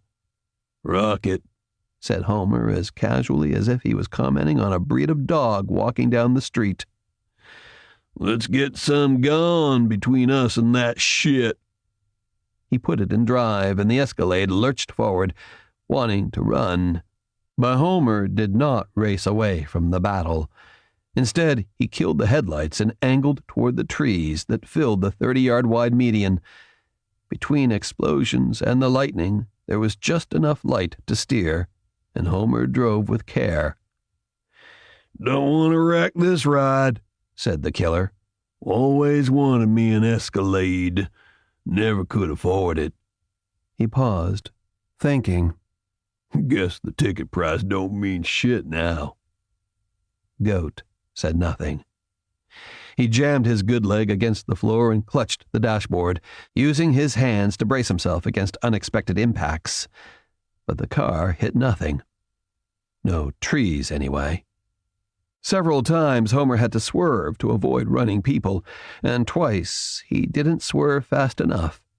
The dull thud of meat and bone against metal was horrifying. "Slow as shit," Homer said, as one man went spinning off the left fender, his body twisting in ways it shouldn't. When the median thinned, Homer angled across the road to where the line of cars was now thinner. He bullied his way through the traffic and went right off the road again into a farm field. With every second, they were leaving the disaster farther behind, escaping Goat realized that he was watching the single most dangerous man in the world escape. And he was too frightened to do a thing about it. Chapter 59. Stebbins Little School, Stebbins, Pennsylvania. Trout heard the sound and thought it was more thunder. He and Des whipped around toward the row of windows that faced the north. They saw the light, and for a moment they thought it was more lightning. Then the whole sky lit up, and something monstrous rose up from behind the forests and rows of houses. A colossus that towered like a fire god from some pagan dream of Ragnarok, a titan of flame who reared above the town and raised a burning sword with such fury that the storm itself recoiled in terror. Des said, "What the—" She got no further as a wall of furnace-hot air blew across the treetops, setting them ablaze, tearing the smaller ones down, shattering thousands of windows, whipping debris into the air and igniting it. The reinforced windows of the school bowed inward, the glass fracturing into tens of thousands of tiny silver lines, but the fragments held fast by the wire mesh. Tongues of flame licked in through those windows that were open, setting fire to curtains and shelves of books and American flags on wooden poles. Trout screamed as he fell backward, steam rising from his clothes. Des screamed too and began slapping at his clothes, swatting out tiny fires that wanted to take hold. The building shuddered as if it was being pummeled by giants. And then it was over, except for the fading echo of a dragon's roar that rolled away from them into the night. The space around the school seemed empty, devoid of air, as if they were suddenly on the surface of the moon. Then, with a banshee shriek, winds whipped out of the east and west with ferocity, attacking the vacuum left by the wave of heat. The winds brought with them the rains. The winds blew long and black. Trout lay on the floor and Des knelt over him, both of them gasping like runners, their eyes wide with terror, their faces flushed with residual heat. "Jesus, Mary, and Joseph," whispered Des. "What was that?" But they both knew. In the distance, the fireball still curled upward into the sky, silent now, but all the more frightening for its persistent reality. Chapter 60. Route 653, Bordentown, Pennsylvania. Patrick Freivold's mind was going into shock, but he felt his body respond to a primal survival drive. Adrenaline slammed into his system, and with a growl he wrestled his bike around, pointing the front wheel toward the verge. He gunned the engine and drove off the road. The verge slanted down, and he sloshed through muddy water so deep it nearly stalled the engine. But Patrick kept it going, doing it right, steering well, keeping control.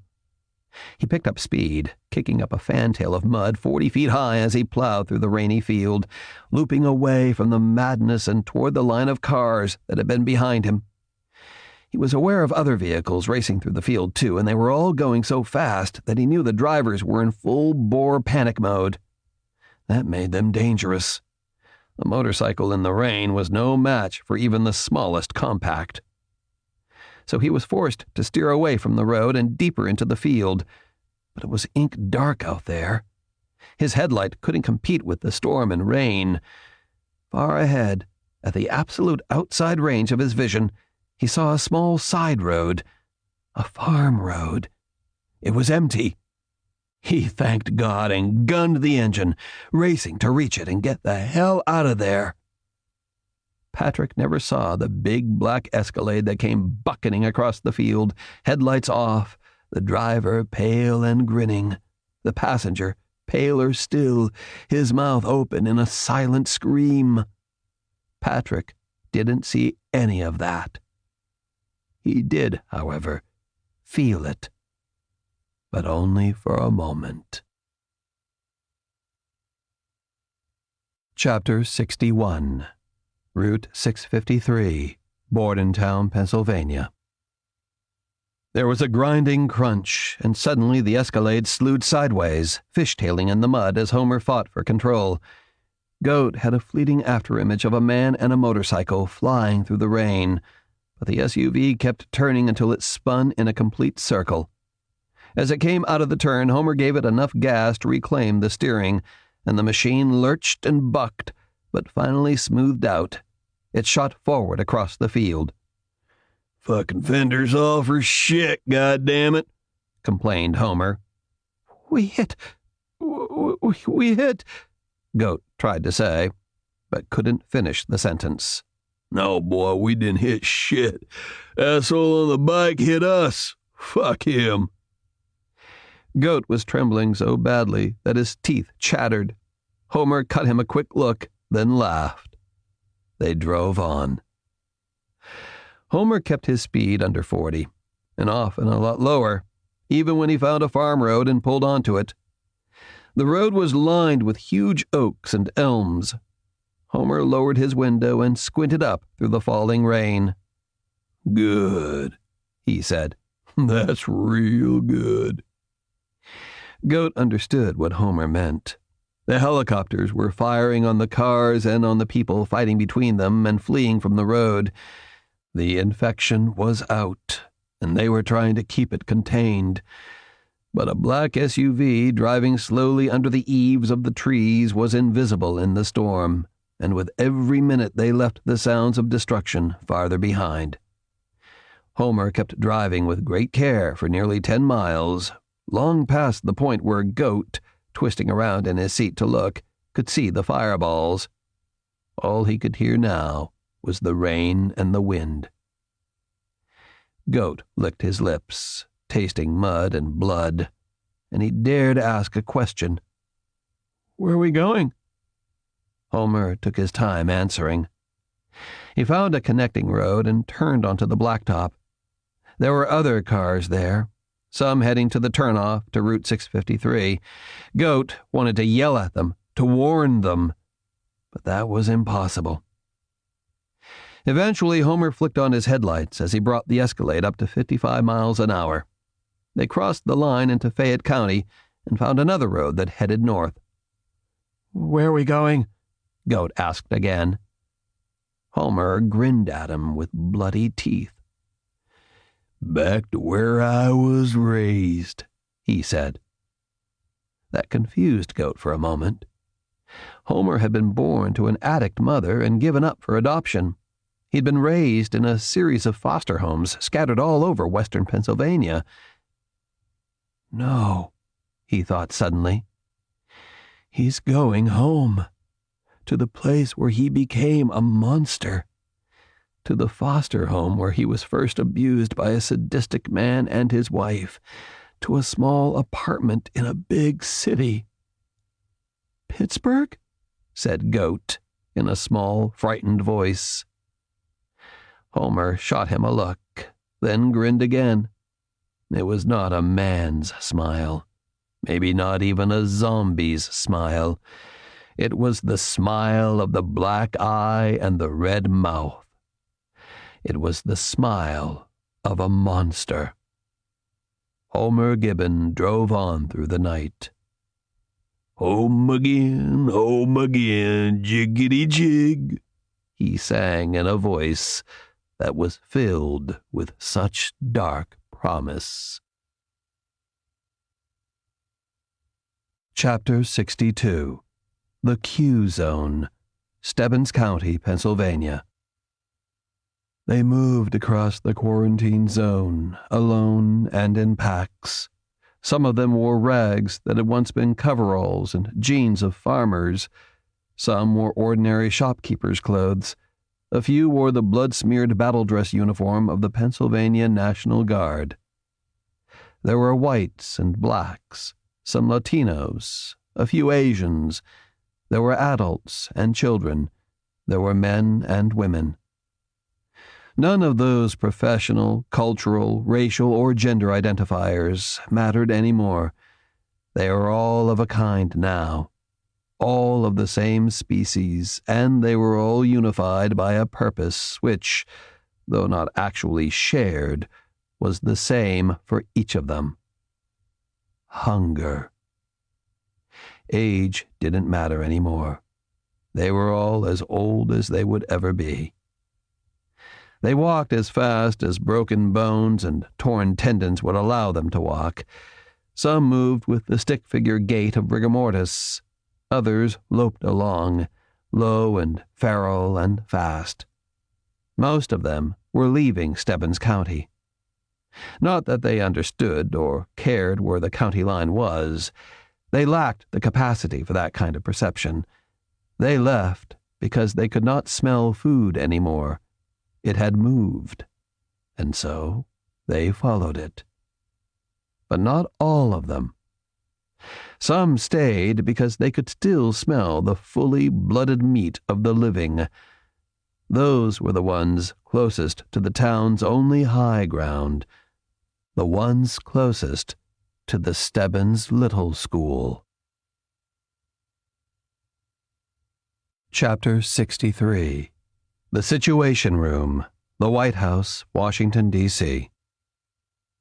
On the big screen, in ultra-high definition and perfect detail, thousands of people died. The thermobaric bombs did terrible work. Someone had the kindness or sanity, or perhaps cowardice, to mute the sound, and so the bombs detonated in ghastly silence. Flashes of light that seemed to halt the storm and repeal the dark rule of night. The President of the United States watched his orders being carried out with the meticulous precision that is only possible at the highest level of military training. Everything was done exactly right. The jets reached their targets with rapidity, they released their payloads with great accuracy, and the weapons performed exactly according to design requirements and mechanical construction. It all happened without a hitch. If the President had been a madman, he would have been able to enjoy such a level of craftsmanship and professionalism. But because he was a sane man, he sat and witnessed and wept. Chapter 64. Stebbins Little School, Stebbins, Pennsylvania. When they could make their trembling legs move, Des and Trout hurried downstairs. The children were screaming in panic. So were most of the adults. Small fires still burned, threatening to take hold on the old building.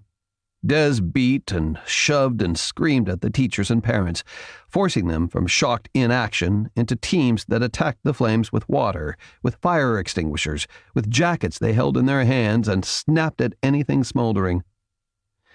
72 people had burns. 18 of them were serious. Mrs. Madison, whose hair was singed and whose eyes had begun to twitch, organized people into emergency care teams. When the first aid supplies ran out, they used Crisco as an unguent. Trout limped along the hallways, searching for children who had panicked and run during the explosion. He opened every door, looked into closets. It was almost the same pattern as when they had looked for the infected. On the ground floor, all the way in the back, he saw a door close as he approached it. He almost called out, but there was something odd about the way it closed. Soft, almost furtive, or perhaps sneaky.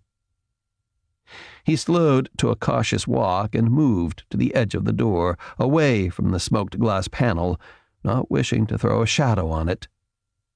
Inside he heard a sound that at first he couldn't understand or identify. A whispering voice. Male, low, and then snuffles. A child. No, children. Trout pressed his ear to the door to try and hear better. That's when he heard the window. It squeaked and rattled in the frame, and as it did, the sound of rain became louder. Someone inside was opening the window on the ground floor. Panic flared in his chest, and he grabbed the doorknob and turned it.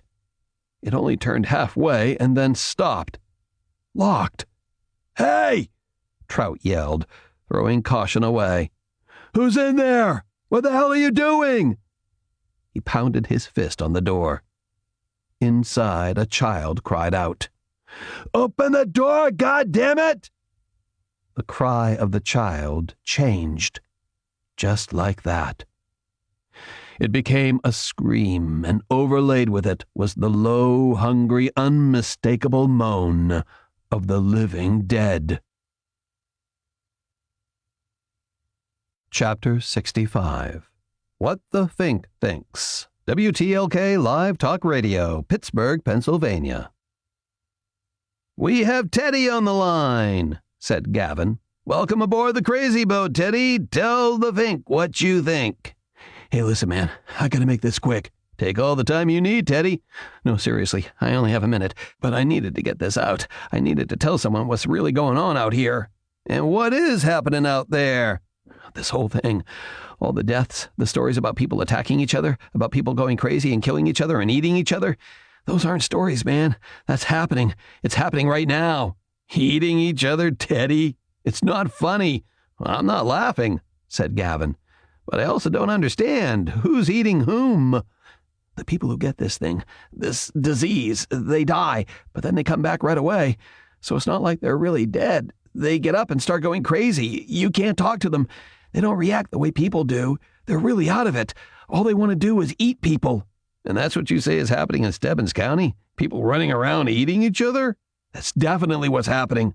"And how do you know this, Teddy?" "I'm here, man. I'm right here in Stebbins. My whole unit is here, and we're under orders to hunt the infected down and shoot them."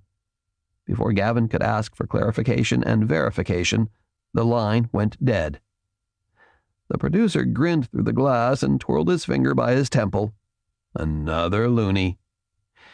Gavin had to agree, but it was loonies that paid the light bill. He punched another button. "We have Samantha from Evans, Pennsylvania. Hi, Samantha. Tell the Fink what you think."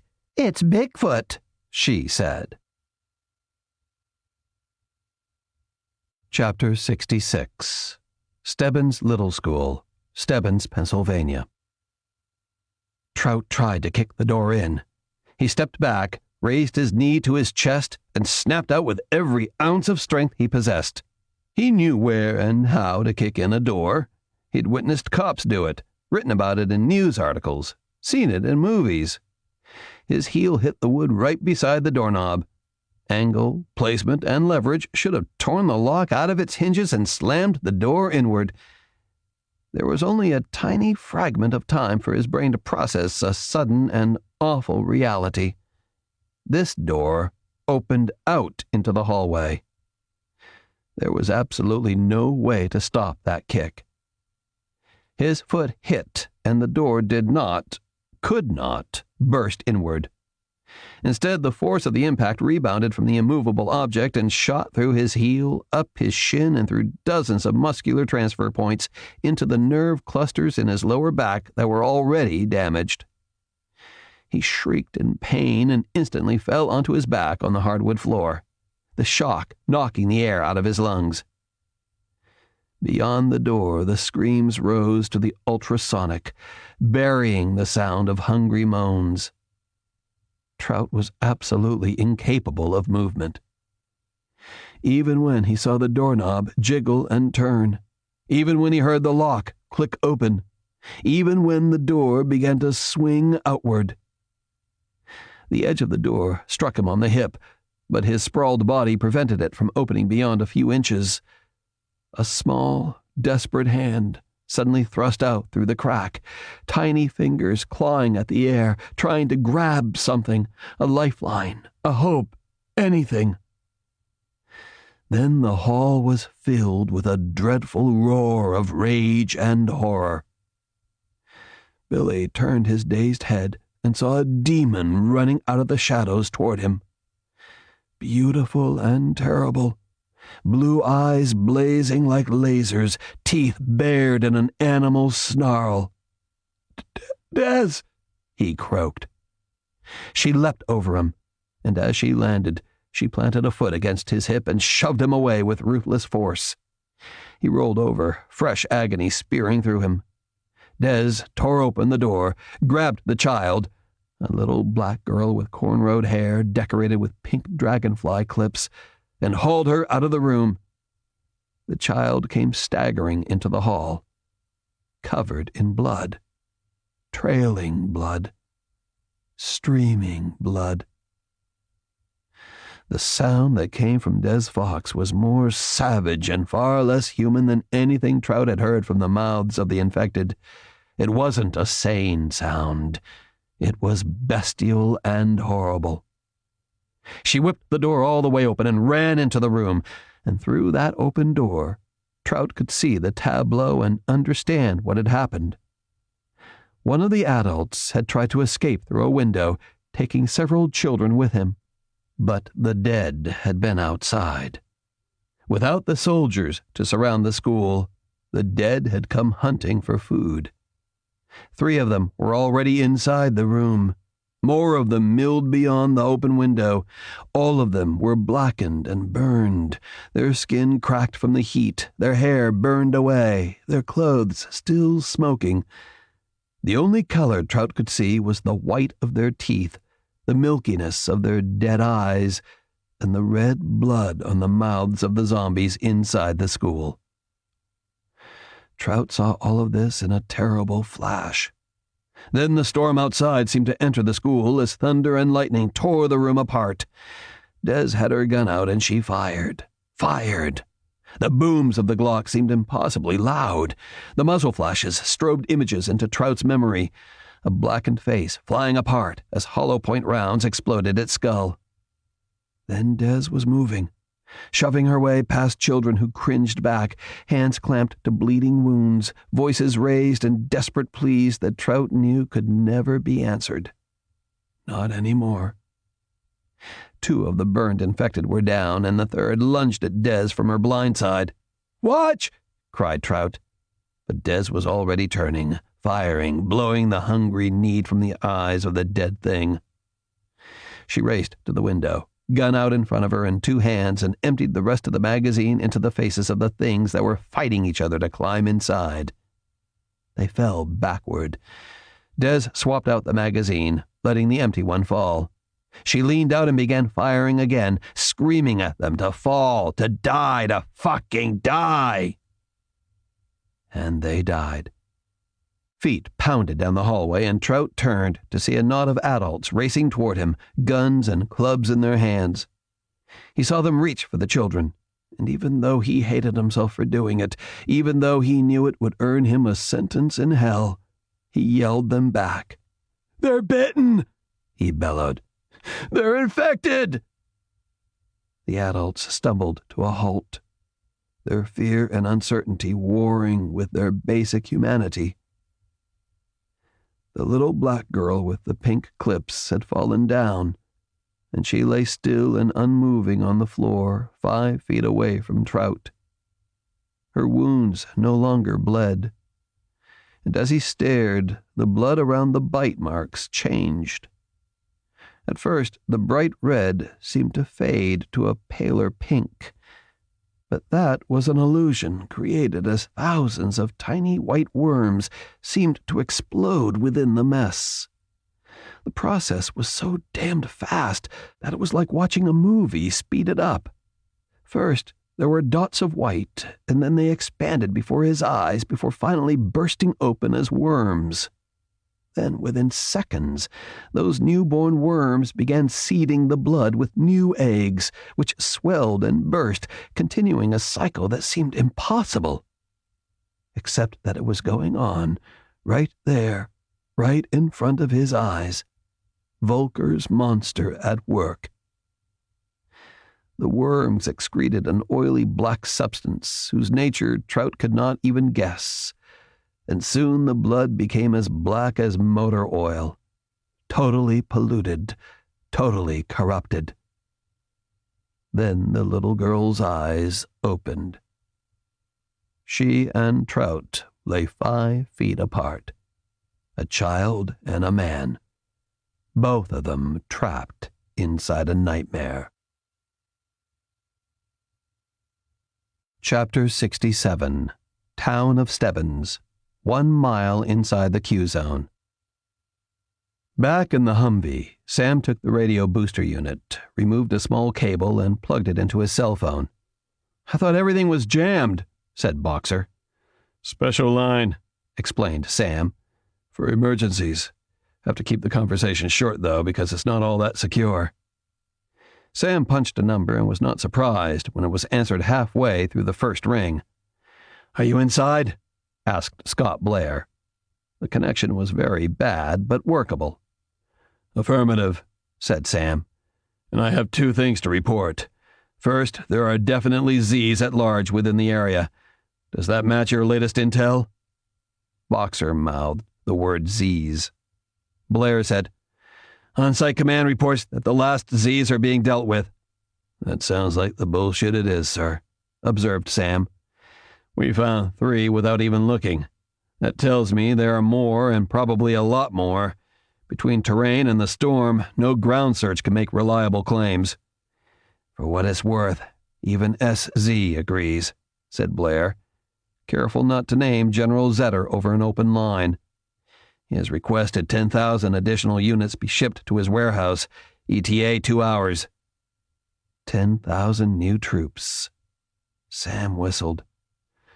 "Not soon enough," he said. "And that brings me to the second thing. The checkpoint we passed was manned by a couple of kids who couldn't keep anyone out of anywhere. SZ's using 2-man teams on the roads, and the roving patrols between checkpoints are a joke. They couldn't keep kids out of a candy store. If the whole area hasn't already been breached, then it's a matter of time." Blair cursed. "Listen to me," said Sam. "I don't know or care what you have to do to convince the big man that the current response is inadequate. Seems to me that everyone is proceeding like this thing is over, but it's not going to take much for this thing to go into the shitter. If it helps any, put me on the phone to the president." "It's worth a try," said Blair. "But I now have something to tell you. HV is dead." It took Sam a second. HV. Dr. Herman Volker. Oh, shit. Tell me he at least left the accounts. He leaned on the word. That is negative. 0 accounts. Sam watched lightning fork in the sky. "Where does that leave us?" "With a mission change," said Blair. "I need you to scrap the science trip and proceed to the secondary source. It's all riding on that. Do whatever you have to do." The line went dead, and Sam put the phone away. He told the others what Blair had said and explained that the secondary source of Volker's information was in the possession of Billy Trout. "Which means we have to infiltrate a school full of scared kids and force this Trout guy to pony up the flash drives?" asked Boxer. "In a nutshell." No one looked happy. "I volunteered for this gig, boss," said Boxer. "But I didn't sign on to kill civilians, and I sure as shit won't cut my way through a bunch of kids." Sammy Mura said nothing. Around them, the storm slapped against the windows of the Humvee, and the night seemed to go several shades darker. Gypsy very quietly said, "If this thing gets out of the Q-zone, it's game over for the whole world. That's not trash talk, Boxer. That's not a bad line from a monster movie. That's real shit, and it's what we're here to stop. I don't want to hurt anyone but bad guys either, but if it's a few civilians versus the rest of the fucking world, I mean, come on. Is that even a discussion?" No one answered that, not even Boxer. "Come on," said Sam. "Let's go hunting." Chapter 68. Stebbins Little School, Stebbins, Pennsylvania. Des Fox knew she was losing it. Or maybe she had already lost it. She knew that as certainly as she knew that she should absolutely not, climb out of the window of the Stebbins Little School. All she had to do was close the window. Close it, lock it. Then close and lock the door to that room. That was all. Something simple. A smart and very sane choice. which she did not make. Instead, she hooked a leg over the sill, shifted her buttocks onto the ledge, ducked her head out of the dry room and into the rain. Hands reached out of the storm to claw at her, fingers that were withered to black claws by heat. Soot-stained teeth clacked together as the dead came for her. Behind her, Billy Trout was screaming her name. "Fuck you," she growled. Des was never sure if she meant that for Billy or for the dead. It didn't matter. Her mind was filled with the immediate images of those children, her children, the little ones under her protection, bitten, infected, doomed. She jammed the barrel of the Glock against a charred forehead and fired. Did it again to another infected. 2 of the dead fell back, their suddenly limp bodies collapsing against the other zombies, hampering them, tangling up with them. Des jumped down, using the pistol to smash aside the reaching hands. She kicked at wobbly legs, shattering bones, causing jagged splinters of white to rip through the blackened skin. She fired and fired. Every shot was point blank. Every bullet hit a face, a forehead, a temple. Every hollow point round did what it was manufactured to do.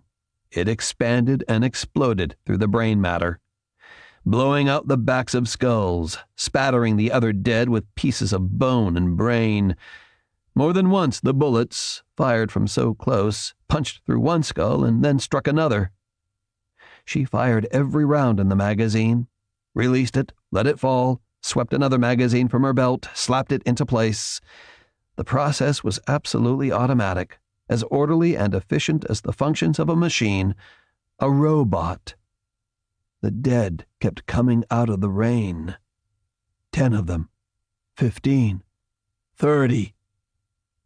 The gun was heavy in her hands, the recoil sending jolts of pain into her palms and wrists, her trigger finger burning with overuse, her skin tingling with powder burns. When she had come leaping out of the window, Des had been screaming, a primal war cry, something like a cave woman might have bellowed as predatory animals stalked toward her own mewling children in the dark of a prehistoric night. But as she fired and fired, the scream burned away, leaving only the rasp of her panting breath and the thunder of her gun. She could feel her face lose expression. It wasn't a calmness settling in her muscles. It was a deadness, a nothingness. The dead wore no expressions either, and the battle became strangely dreamlike. Des dropped an empty magazine and fished for her last one, and did not find it. Suddenly, the deadness was gone. Panic returned in a terrible rush as she realized that she had miscounted the number of magazines she had carried, that she had used every last bullet.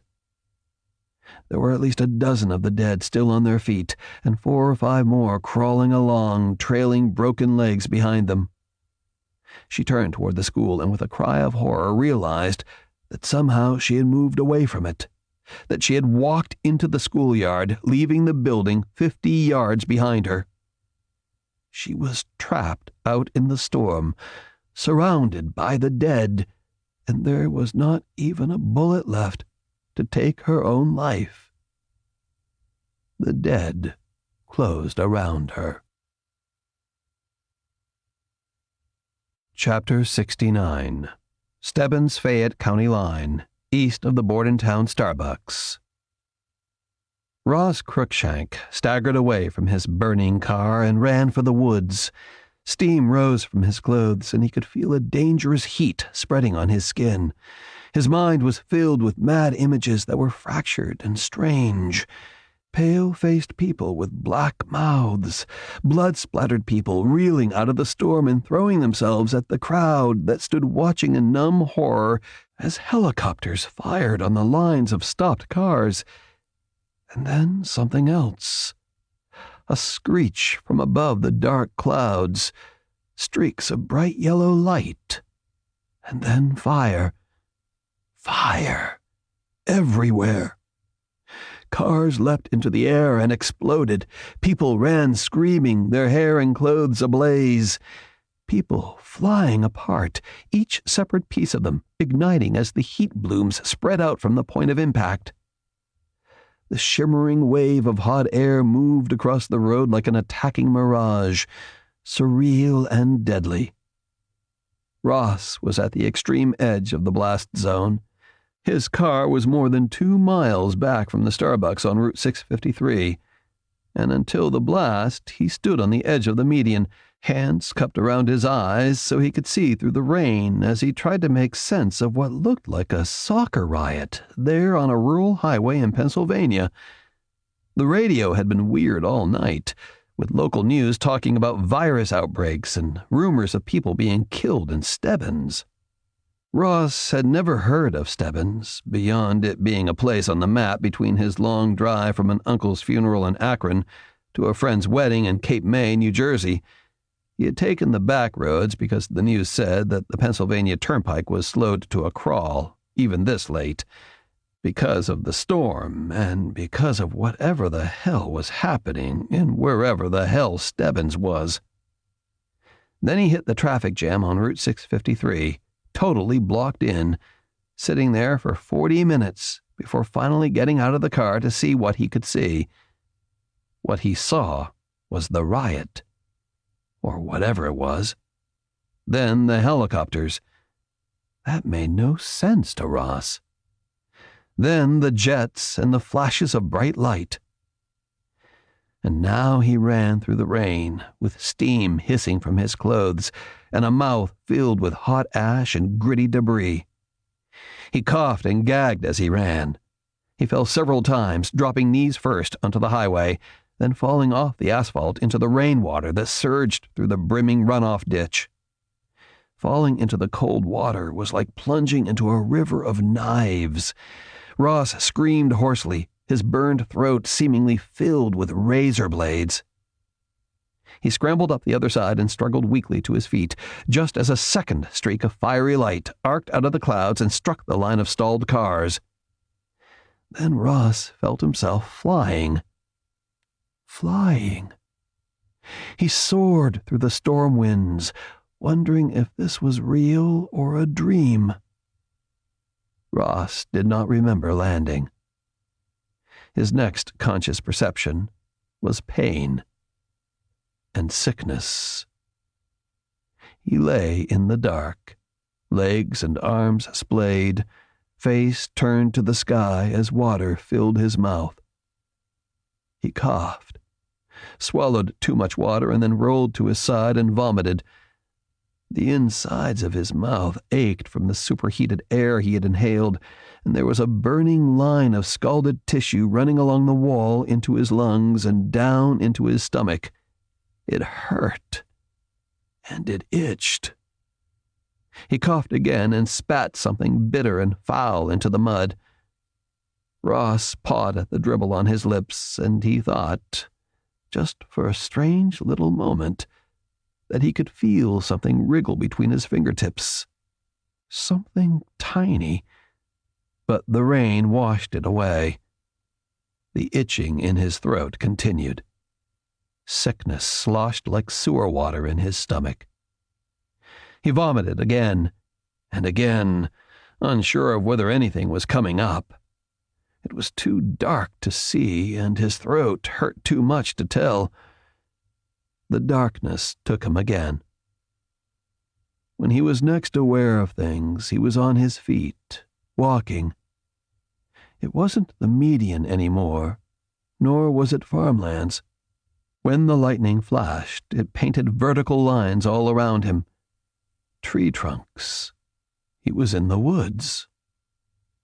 Ross did not know which woods.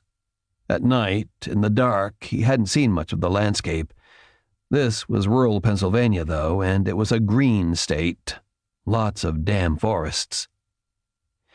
He knew on some level that he was in shock and that he was hurt, maybe badly hurt, but he didn't seem able to care about it.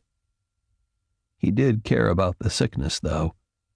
His stomach felt like it was full of wriggling snakes, and his entire esophagus itched terribly. His skin did too. He scratched his arms and chest, but it didn't help. The itch was under the skin, deep and painful. "I gotta get home," he thought. And while he understood what that meant, it felt somehow irrational and stupid. Home was hundreds of miles away from here, and he didn't even have a car. Why didn't he have a car? He wondered. But he couldn't answer that question. It was so hard to think clearly. The ground began to slant downward, and he followed it because it was so much easier than climbing uphill. He staggered along, going in and out of awareness. Then his foot caught on an exposed root, and Ross was falling. He felt himself hit the ground, chest first, the shock driving the air out of his lungs, and then, as he fell face forward into the mud, there was a sharp metallic snap and a white-hot explosion of pain on both sides of his face. He could feel something like knives punching in through his jaw and cheeks and temples. Broken bits of teeth filled his mouth, and he tried to spit them out so he could scream. But he could not scream. Not the way he wanted to. Not the way he needed to. The teeth held his jaws shut, locked, trapped. Ross Cruikshank lay there in the dark, with a heavy-grade steel bear trap locked around his face, the teeth buried deep, a chain anchoring it to the trunk of a tree. It took nearly an hour for him to die from blood loss, shock, and burns. It took less than a minute for him to come back. But all through that night, and for all the nights and days to follow, Ross lay face down in the forest, caught in the jaws of the trap, chained to the tree, unable to rise, unable to hunt, unable to do anything about the awful, gnawing hunger. All he could do was lay there and moan and rot.